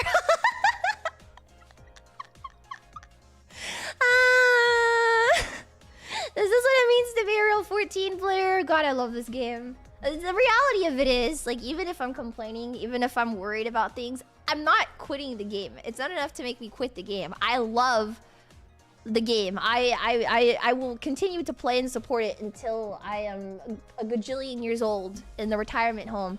And that's okay. I just think it's okay to have anxiety about the things you like too. Could you imagine if Leo was playing it from Heavensward and up? I heard Heavensward was so bad. What will it take to make you quit? Honestly, they could kill off Girl Hatia and I would still play the game. They could kill Estinian, I would still play the game. They could kill all of the Scions of the 7th Dawn and make us all alone, and I would think it was peak. I don't know. I don't know. Mr. Prime could walk into my house and beat me with a baseball bat, and I would still play. Yeah. Warrior lost like 8 buttons. Oh my god. It's exactly what happened between Stormblood and Shadowbringers. But the Shadowbringers job changes they announced, I've watched people like, and I watched like the announcement, and like I feel like it's exciting and it's good. It's gonna take a while to get from like the anxiety to like when it gets really good. But I don't want to wait. I don't want to wait. They should just announce what it's gonna be like in final like tomorrow, and then I won't freak out anymore. I worry that this change came about because of the Nintendo Switch 2 thing is my problem. Because if you notice, all of the classes have enough buttons to play perfectly on the Nintendo Switch 2, and it worries me. I'm not saying that the content needs to be so hard that it discourages new players or casual players from like enjoying the game, right? I don't believe that. I think that the game and the content should be accessible to everyone of all skill sets and the content they enjoy doing. And I think it's okay. Just for me, personally, I am somebody that enjoys high-end content and difficult content. And so obviously my concerns are going to lie with like high-end stuff and what it's like for more like high-end optimization type things. But at the same time, I think that if these changes will encourage more people to play the game, then it's okay. And I can learn to live with it. As long as high-end isn't kill and people, new players can be happy, then that's okay. It's okay. But obviously that's where my own like concern immediately goes to. And I'm not like saying, oh, if you like the white mage changes, you're stupid. No. I mean, yes, I'm Lia, so obviously I'm saying that. But if it's good for you, then it's good for you. But it's maybe not for me. Subject to change without notice. Who knows? You can World of Warcraft. I would rather gouge my eyes out than play World of Warcraft.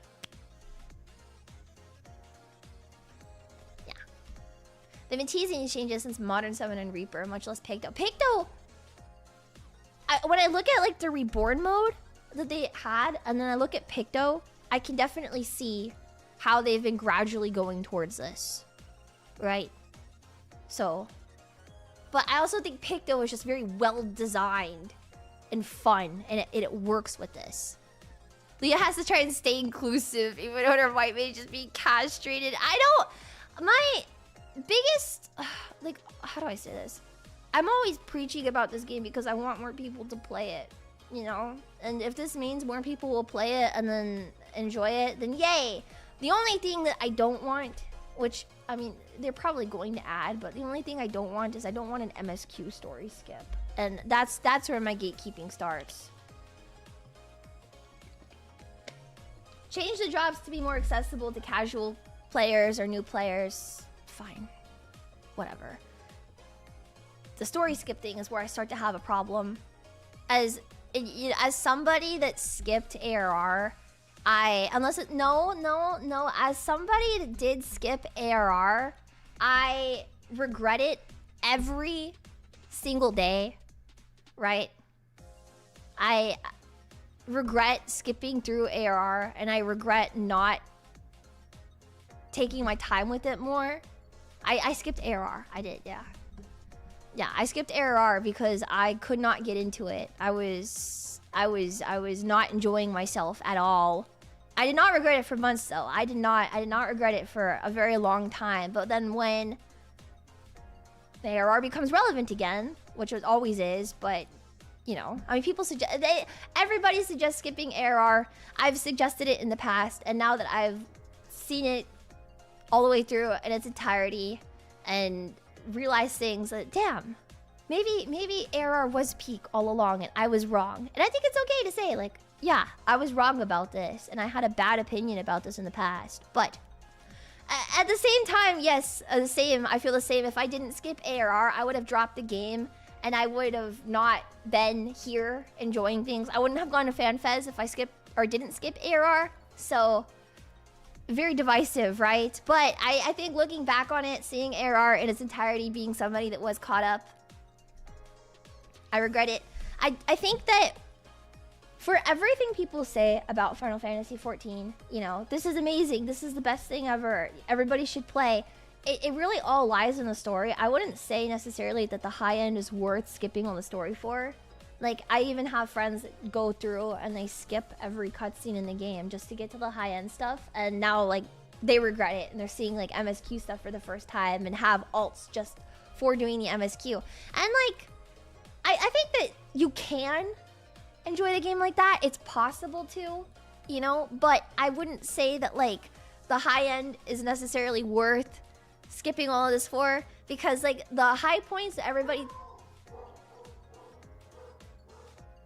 I mean, wow. The high points that everybody talks about in 14 all come from story beats, right? And the setup and like the ages of going through all this stuff, right? I saw the guy asking who Emmett Silk was at the Hades trial.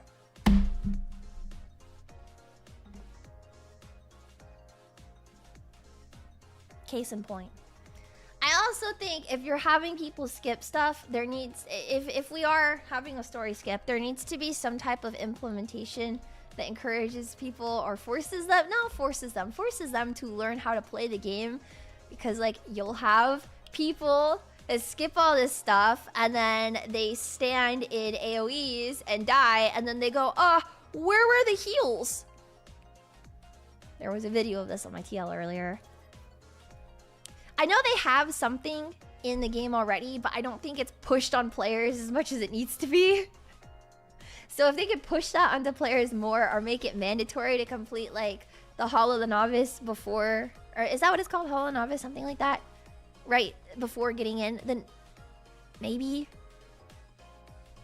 fine. But yeah, the Hall of the Novice needs to be more aggressively pushed if the story skip is going to happen. I also just, I don't know.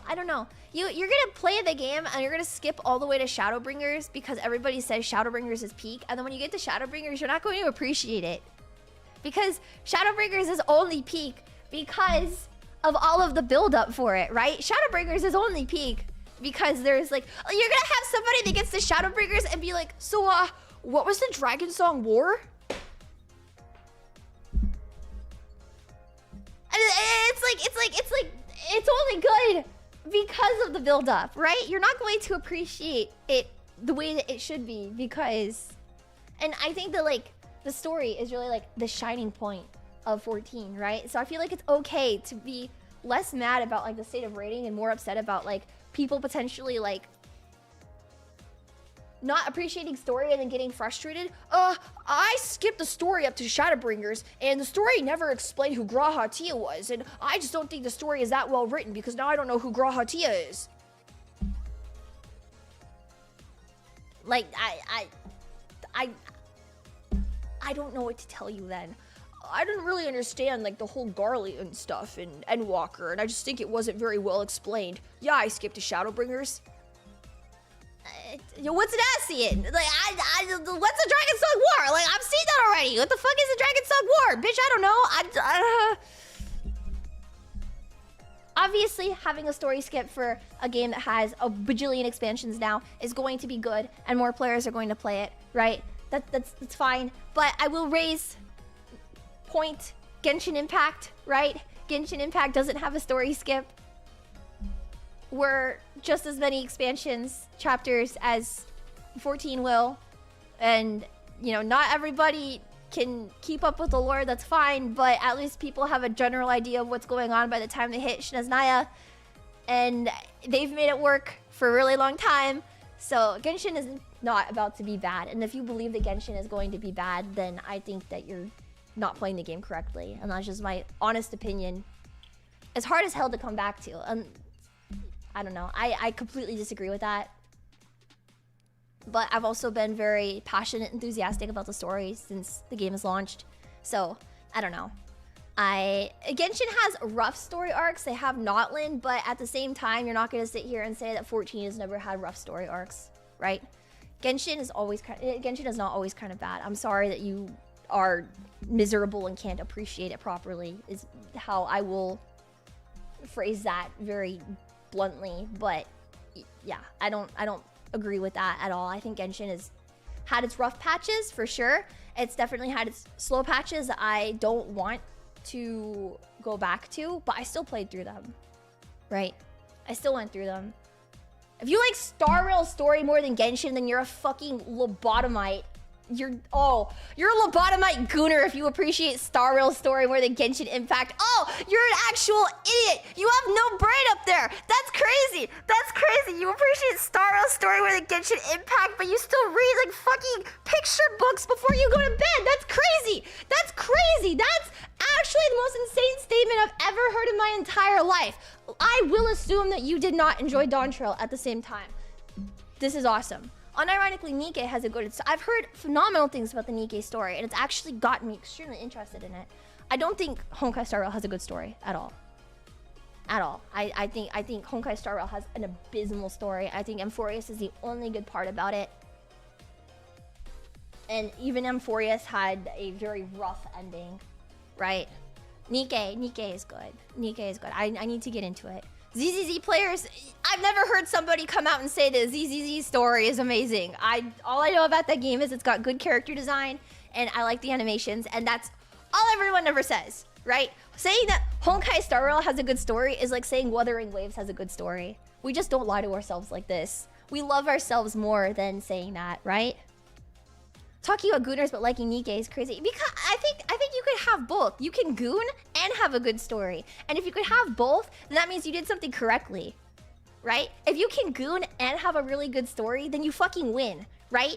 It doesn't matter if like you are gooning at all. That's fine. Be a gooner if you want to be a gooner. But if you can have a good story and be a gooner, then that's awesome. And from what I understand about Nikke, they can do all of that. They can be super crazy gooner, and Lia's main game is Love in Deep Space. I'm sorry, it's not. It's not. The brother fucking of Love in Deep Space still has not gotten me to break down the bars, and if it didn't in the past, then it probably never will. I'm sorry. I can't get past the art style of lads. I think it's so bad. I think the art style is so bad. I'm sorry. I'm talking about unrelated things though. Okay, going back to the Fanfest stuff. The ultimate they announced is 17 minutes and 40 seconds of Kefka. The ultimate is not the Warring Triad. It was not anything. It was literally just 17 minutes and 40 seconds of Kefka. And I'm okay with that. I'm perfectly okay with that. It's awesome. It's awesome. If I ever catch anyone calling it DMU, I'm gonna kill you though. This is you mad, and we're calling it, yes, it's you mad. It's you mad. It's not DMU. DMU sounds fucking stupid. It's you mad. Thank you. Thank you. I saw the poll. I voted you mad. I think you mad won. I don't remember. It's you mad. Dancing mad ultimate. You mad. It's awesome. It's perfect. It is legitimately just Kefka. It's so good. It's so good. It makes me so excited. I want to see the weapons. I want to see the title ASAP. June 2nd, it comes out. And I need to play Final Fantasy VI so badly. I know. Fru is also stupid. I like Fru. I think Fru rolls off the tongue. What I don't like, my hot take. I'm about to do this, right? But my hot take is I don't like the title of Fru, Genesis of Legend. I don't like it. Genesis of Legends, Genesis of Legend. I think it's the weakest title. I like the blank legend.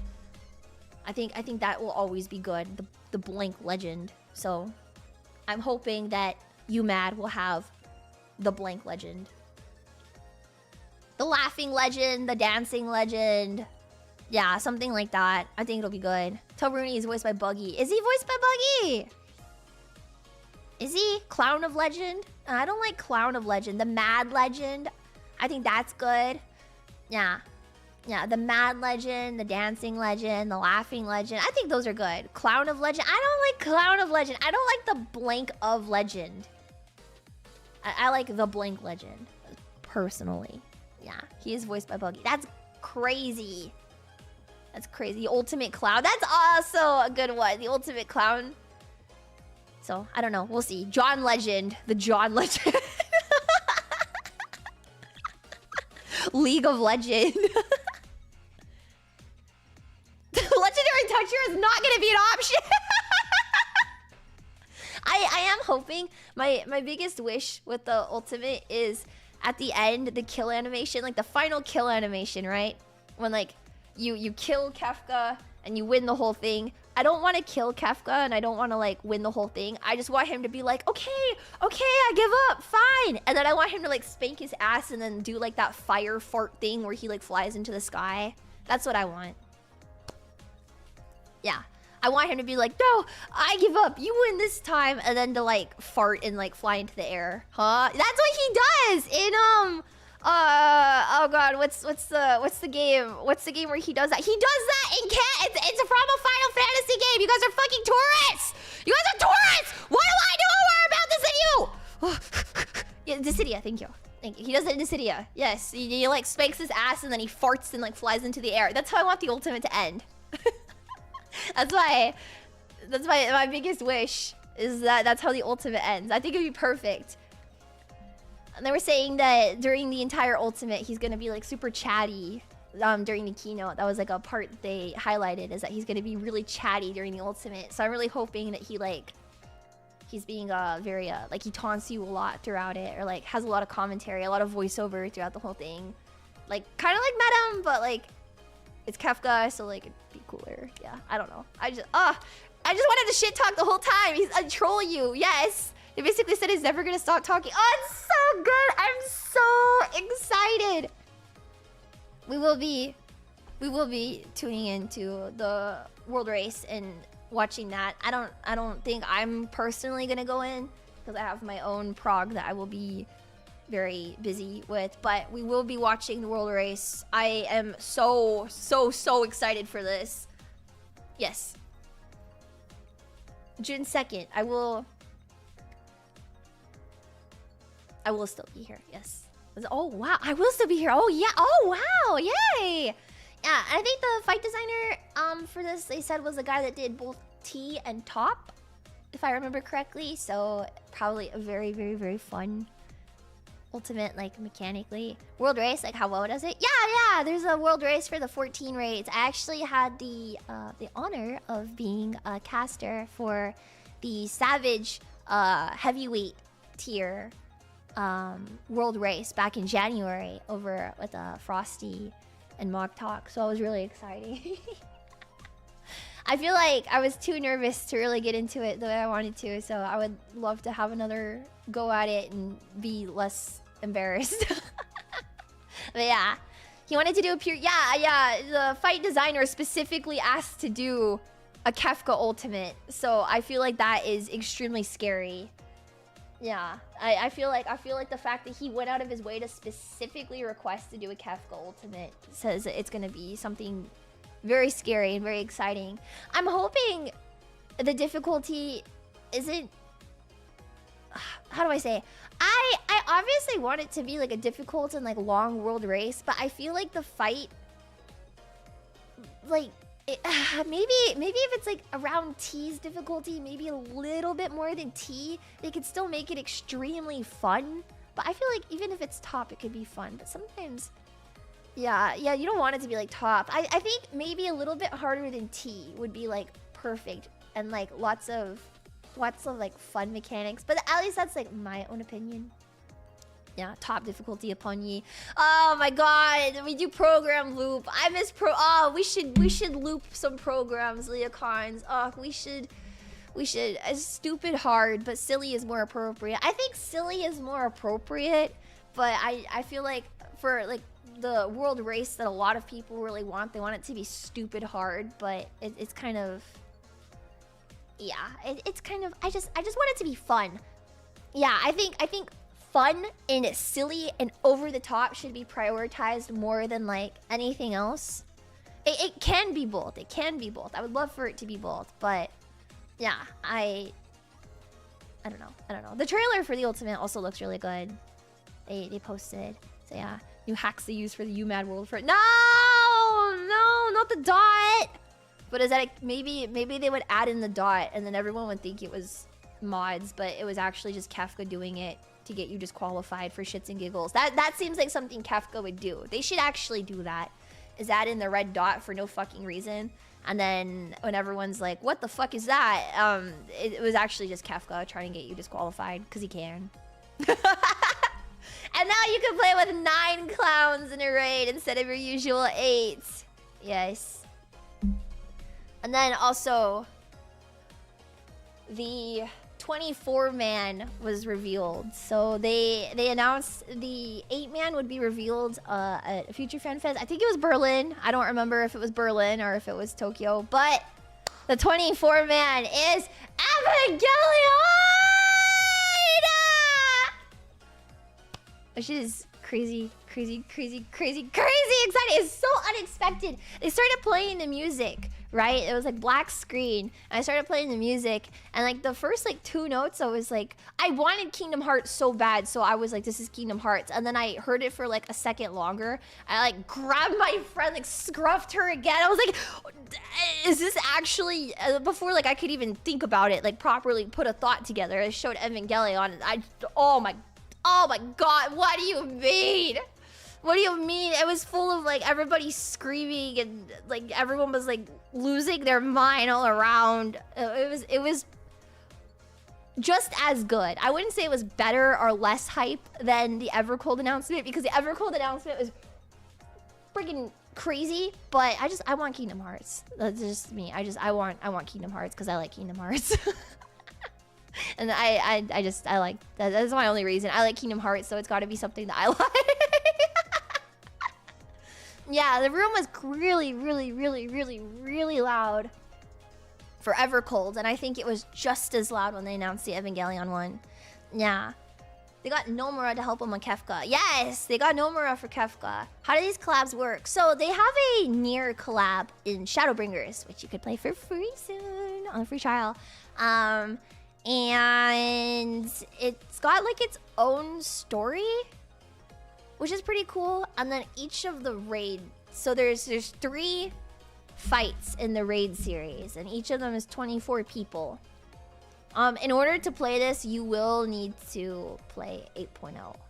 You will need to play Evercold in order to play the Evangelion raid. So if you're thinking that you really want to do the raids, I am intending to do a day 1, well, not really day 1 if it comes out like the same time-ish. I don't know. Whenever it comes out, as early as I possibly can. I'm planning to do community stuff already. We'll go in together for the first time.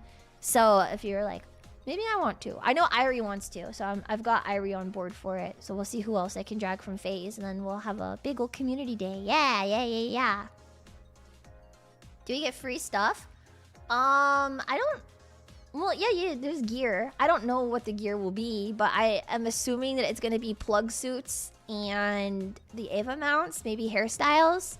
I would love Asuka's hair in game, so I'm hoping so. Yeah, Irie, we failed you. Irie plays. Yeah. The Nier second raid is one of the best, and the Twins fight is really fun. I love the Nier raids. They're just really long. Every time you queue into a Nier raid, it takes like 45 minutes to do it. Like I queue into, what is it, Paradigm's Breach, and I'm like, okay, this is 40 minutes of my day just fucking gone. And then by the time I hit the last fight, like the Keynote fight, my eyes are like glazed over and I'm like barely hanging on for dear life, like half awake, and I'm like, this is great, guys. Yeah. Typically in the past, the raids do not give weapons. The Alliance raids. So you usually get like glamour, like gear, glamour, orchestrion rolls. The near ones had minions and furniture, and there was a mount you could get from the gold saucer for the near one. The cards, triple triad cards. Yeah, the near raid glam is amazing. I wear a bit of it on every single class. There's like cloaks, and there's the 2B hair, and yeah. So I'm trying to think. Yeah, pretty. I don't know. They could. I have no idea. Maybe Spear of Longinus, maybe not. But yeah, just installed. Waiting for tomorrow for a Shadowbringer free trial. Yay! I hope you enjoy. I hope that the game lives up to the expectations I've given you about it. I believe you should be. Well, I don't know. I play a cat, but I also play a lizard. So I don't know, cat or bunny. I like the Viera. I think the Viera are very handsome. The bunny boy, the girl Viera are also very pretty, but cat is like the cutesy class, and then you could be a cat boy, which is always fun. Everybody loves cat boys. I have a picture actually. I went and I found this picture of when I used to play all the way back in the day.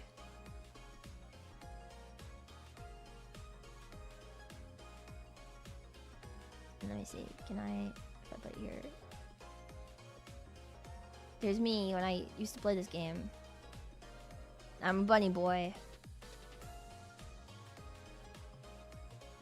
Ta-da. I used to be a bunny boy right when I started. All these many it hasn't been years, but a long time ago I was originally a bunny boy.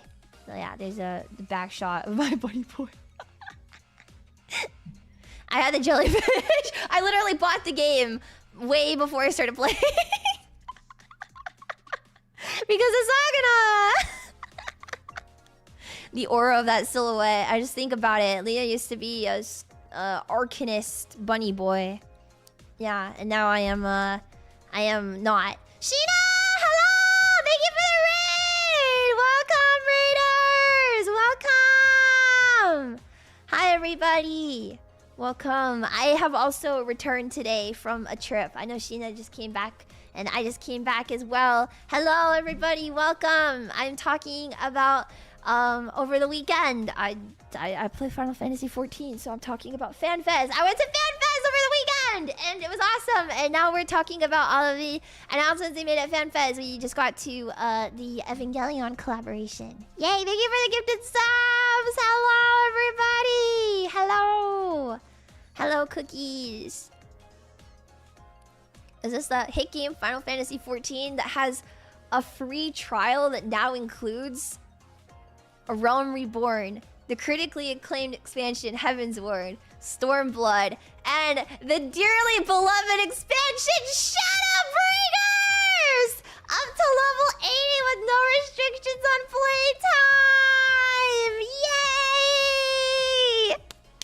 Now you can experience the game that changed my life as well, and we can all enjoy Shadowbringers together. One brings shadow, one brings the light. Da-na-na-na, da-na-na-na. Yeah. And they also announced that there's a new expansion coming in January, Evercold. So that's what we're talking about today. Yay. I know, Shadowbringers for free is fucking crazy. It's crazy. It's kind of peak. I fear it might be kind of peak. But yes, we're also getting a big update in the game coming up tonight. Yeah, my free-to-play friend has no excuses. No excuses. Ever. Will you still tell us the lore of your characters, or is that still top secret? I don't know. Maybe I'll yap about it one day on stream just randomly when I'm playing again. Because I'm going to be playing on stream this week. I'm going to be doing the new Extreme Trial this week on stream. Yes, I'm going to do it starting Wednesday, actually. So, day after tomorrow. I'm going to do the patch tomorrow. And then on Wednesday, I will be streaming the new Extreme Trial. Yeah. Yeah. So, I don't know. Maybe you'll hear about it. 7.5, yup. 7.5, yup. I'm so excited. You see those angel wings? I know. I've been farming. I still need some for fucking recollection. And then I'm missing the Hell on Rails one. So yeah, hopefully I can get them. I don't know. I need those wings, man. I want them so bad. The seraph wings, they're so cool. I think the new Enuo, whatever his name is, they're ugly. But I like the seraph ones, so I need them. Yes. But yeah, if you're thinking about playing Final Fantasy 14, it's a great time to start. And it's going to be a great time throughout the year. And I'm going to be talking about this game a hell of a lot coming up before the 8.0 expansion. So yeah, I hope maybe this will convince at least one person to download it. It's not sponsored. I just really like this game. It genuinely has changed my life for the better. And I hope that everybody can be happy and whimsy-pilled in the same way that I am. What else do we have? I have 2 more slides. Oh, Shadowbringers! Yay! Shadowbringers on the free trial! Woohoo! Woohoo! Yay! Woohoo! Yay! Yay! Yippee! That means a new coffee pasta! Yippee! Woohoo! Yay! Woohoo! Woohoo! New Shadowbringers art! I know, new Shadowbringers art. Look at mysterious characters up here. Whoa, who are these characters? I've never seen them before.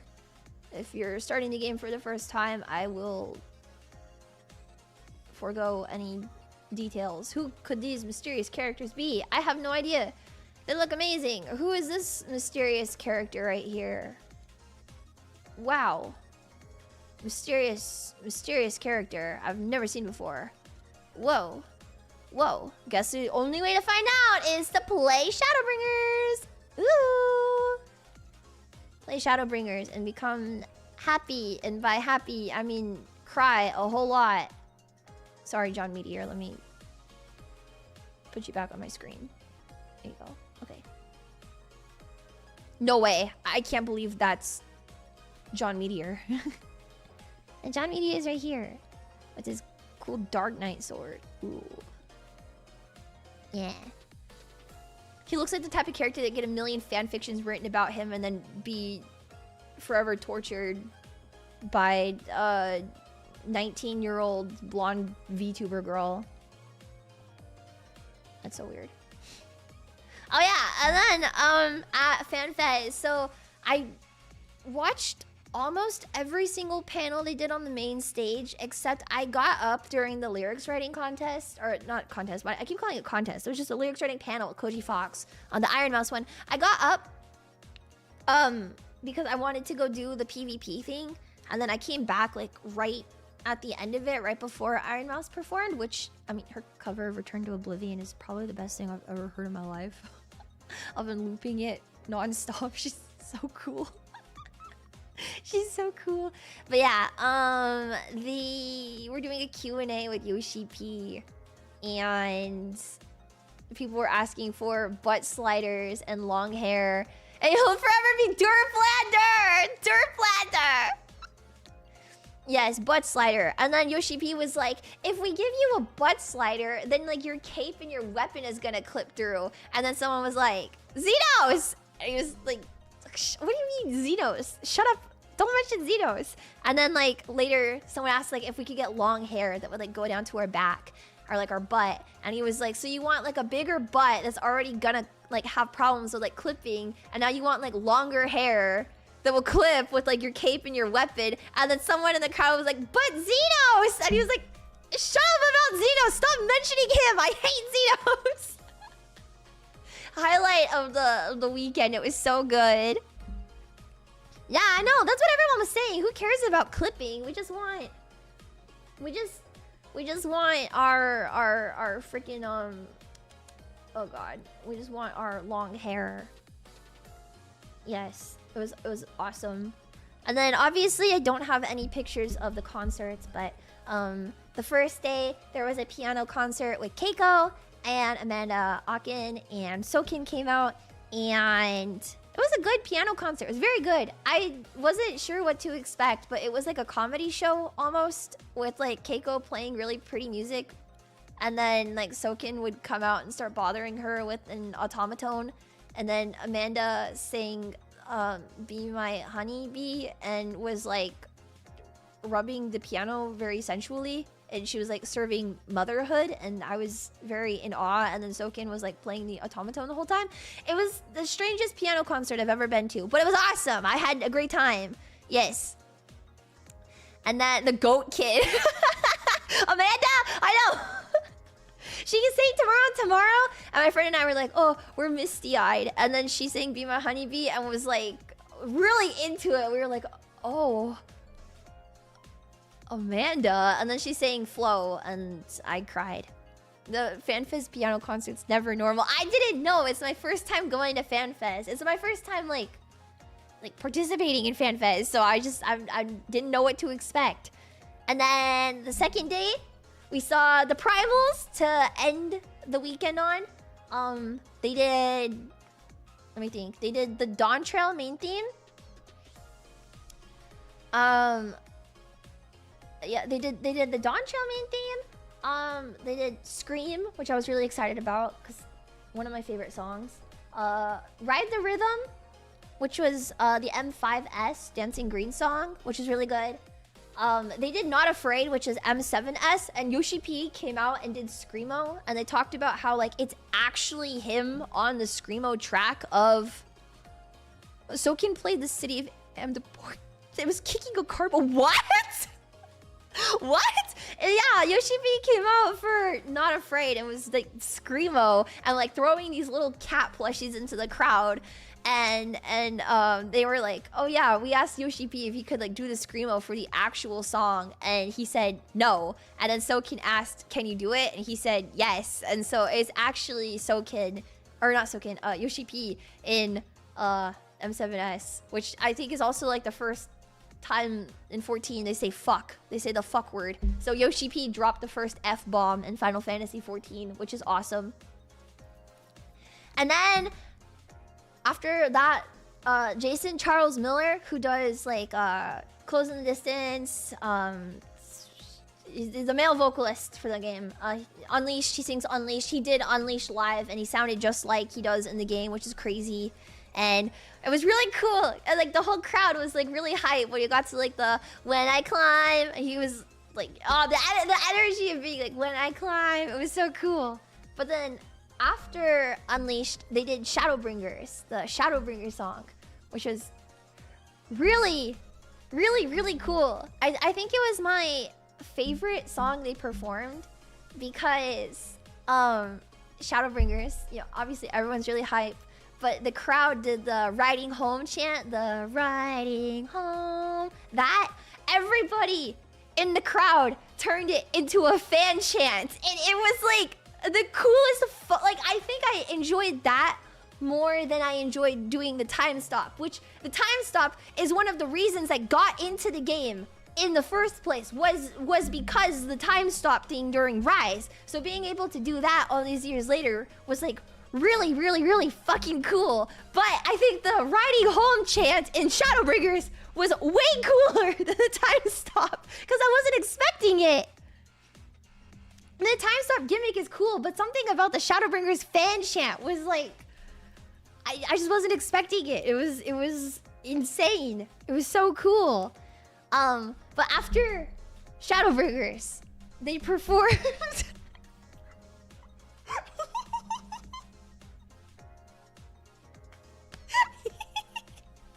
Lia Cons. Lia Cons, what's my favorite fight in the game? Do you know? Do you know? What my favorite fight in the whole game is? they they performed absolute tyranny from F11S. It was so good. They did the first I will take your measure, show me your footwork. Oh my god, they performed absolute tyranny in the concert for the first time ever. He knows no mercy. And everybody did the chant, the long live the king. Hear the call and rise to the fight. Everybody in the crowd was so hyped for it. They were all doing the chants. It was awesome. And then the we will rise, yeah. We all did the oh my god, it was so good. It was so good. It was amazing. Right before I saw the Primal, like the concert that night, my friend was like telling me they'd gone to like a previous Fanfest and they were telling me like, oh yeah, like I love seeing the Primals, like I've seen them like at previous Fanfest and like I went to Japan to see them, and, like they're still like the best concert I've ever seen live. Like, you know, you've been talking wanting to see them for a long time, Lia. I think you'll really, really, really enjoy it. And I was like, wow, that's awesome. That's so cool. And then actually seeing the Primals live, yeah, I think it's probably the best concert I've ever been to. Half because it's like a concert dedicated to the thing that I love the most in the world, but also like half because like they're so energetic and they love being silly and they love their audience so much. And there's so much soul and like goofiness put into it, but like, I don't know, it just feels like such a great time. They love having fun and being weirdos. And it's awesome. And it's also like the thing that I love so much. So I don't know. Easily like the most fun thing ever. They're having so much fun, so everyone's having even more fun, but everybody in the crowd likes the same thing in the exact same way. It's that like impression again, you know? I don't know. And everybody in the crowd loves the game so much that they turned the fucking riding home part of Shadowbringers into a fan chant. Like that's crazy. It's crazy. Yeah, and then they did, I don't remember. They did Rise and Under the Weight, A Long Fall, Escape. I don't remember the order of that. Everything got jumbled after Absolute Tyranny. But yes, I am so thankful I got to see them. It was the time of my life. Fanfest was amazing, and I don't think that I've ever had a more fun weekend in my entire life. Genuinely. I always say like, oh, when I do this thing, it's like the best of my life. But I feel like I've been so fortunate lately, like the past couple of years, to have experiences that are so good that I would consider it like a highlight of my life. And then to be able to experience something afterwards that's way better, right?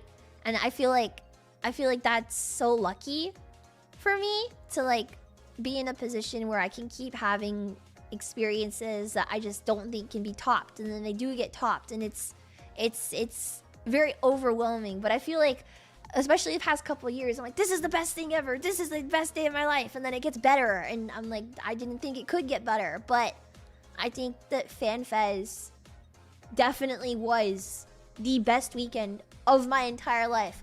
Not because I got to devote an entire weekend to something that I love so much, but I think it's because I was surrounded by people that enjoy the same thing that I do, the exact same way that I do.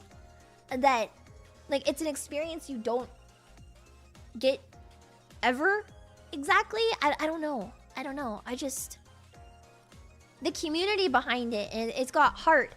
And even like down to the staff, like not even like the staff, like the Square Enix staff that was working there, because they were amazing, but like the security staff at the con was super into it and super enthusiastic about it. And then getting to meet people and like the area around that were super enthusiastic about it, I don't know. And then, you know, Lia Cons, I get to come back and I get to tell you guys, but also seeing Lia Cons at FanFest and seeing that you wanted to include me as part of your experience, I feel like just made it, like, how do I say? Stop, no, I'm gonna cry, fuck you. The fact that you wanted to include me in such like a special weekend that you only really get like once every couple of years. It was, I don't know, it was really sweet and I had a good time. I love Final Fantasy. And I get to come home and I get to talk about it and I get to make it my entire personality and you guys still watch me. I'm very lucky. And I don't think that I'll ever stop playing the game even after all of this. Fanfest. Imagine going to some mid-festival for a mid-game. I definitely don't have thousands of hours in the game and I'm jealous of Thank you for the $5.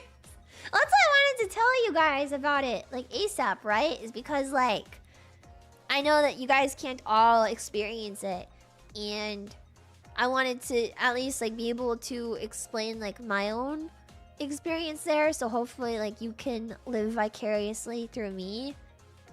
Hopefully, maybe. I'm glad we poached Aimee. She's been a fan favorite for a few years, even though she was just a translator. Is she the interpreter that they had through the weekend? She looks like Tataru. I don't know how to explain it. She looks like Tataru to me because she was wearing like the little pointy ears and like a big pink bow, and her hair was all curly. She was really cute. She was crazy cute. I really liked the MC they had for the panels, and then the interpreter, and then the other interpreter was Koji Fox. But I liked all the staff that they had on stage over the weekend. I think they did a really good job of like I don't know.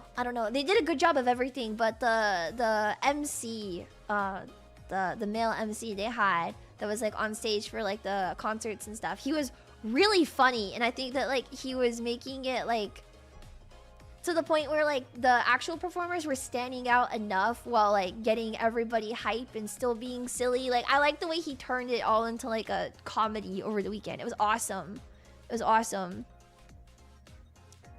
Yeah, you're not gonna believe who she was cosplaying. It was Tataru. Okay, well, she looks like Tataru just naturally. So she's cute. Like she has like the same like cuteness that Tataru does. I didn't know if she was cosplaying or not, and then she just looked like Tataru to me. So okay, cosplaying, it makes sense. Yes, I don't know. When like the day of like the Q&A, she had like a curly ponytail, and I was like, she looks just like Tataru in my brain. Like it's crazy.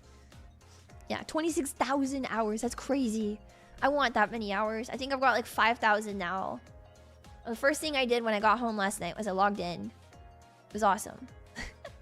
And yeah, now we have a couple hours until maintenance. And then patch 0.5, which I'm gonna do immediately. Yeah. But yeah. I'm home, I guess, now after Fanfest. I'm home for the next little bit. I am not planning on leaving until a bit, but I'm gonna make the covering the Final Fantasy events, until 8.0 for the next 9 months, I guess, my priority. So I am gonna co-stream the entirety of the Berlin Fanfest coming up in July. So obviously when that happens, we'll be super excited. And I'm very excited to wake up at the butt crack of dawn in PST to watch those live. It'll be super exciting. And do lots of fun community stuff again in the meantime. And yeah, I don't know. There's so much exciting stuff coming up. And yeah, I want to do a Lia fishing day. I want to do the new fishing route. So everybody get into Endwalker so we can fish.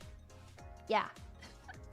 It's my #1 thing I want to do, is I want to do fishing, community fishing. I think that would be fun. I love ocean fishing, so I want everybody to enjoy ocean fishing together. Yeah. I will be leaving again shortly around FaceCon for FaceCon, but I mean that's still a little bit out of the way, so I won't be leaving anytime soon. But yeah, I have some other stuff I need to work on for some special FaceCon stuff. Yeah.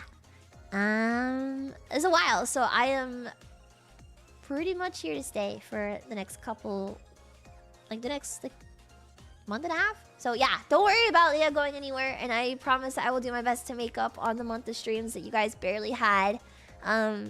Any content of it's been eating me alive, the fact that we haven't been able to stream too much because I've been getting up and leaving and doing all of this. But I promise you it's been for good reason. I promise you that there is a ton of stuff coming up that will be super exciting, because as well as 14, FaZe Con is my #1 priority in life. Yeah, so yes, yes, I will. I'm happy to not be stressed out. The Bravely Default streams! I know! Bravely Default, and we have to finish Resident Evil 9. I think I want to do a endurance for 9 sometime in the next couple days. So that's on the schedule. It's actually been on the schedule since like April 2nd. It's been in my notebook of things. I've been writing down everything that I need to do. I have like some stuff I can't tell you guys about, and then I have like going forward this stuff, and there's a bunch of stuff on my notebook I can't tell you about, but I do have a big notebook I've been writing. Yeah, and I have to play 6, and I have to do a bunch of stuff. Yeah. Do you plan to do Minecraft? Do you guys want me to stream Minecraft? Do you guys want me to do Minecraft? You know how I feel about Minecraft. Do you want me? Would you guys like me to stream Minecraft? VTuber fears the mind game. If you want, play it with Amy. I could. Will you? Block game sucks, Lia. I want to, because everybody in FaZe works so hard to put the Minecraft stuff together, but I'm not a Minecraft gamer.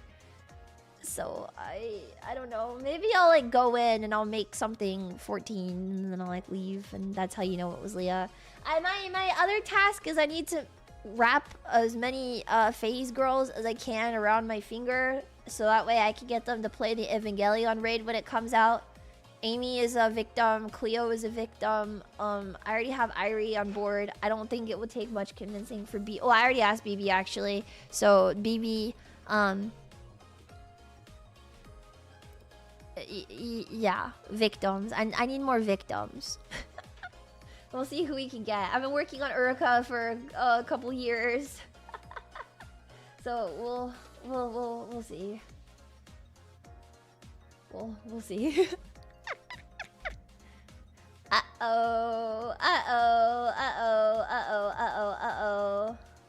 But yes,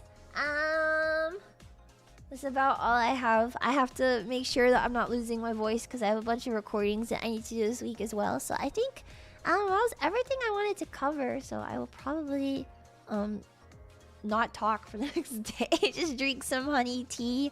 But yeah, I am very happy to be back and very happy to have shared all of this with you guys. And I hope that we can be super excited for the stuff coming up together. Yippee! Because there's nothing I love more than playing 14, especially when I can include you guys in it. So, yay! Oh, so yeah, everybody, I'm happy to be home! Yippee! Yippee! Oh, it's Celia! I'm gonna raid, Iori, who is playing Minecraft. Yay! Okay, bye-bye, good night!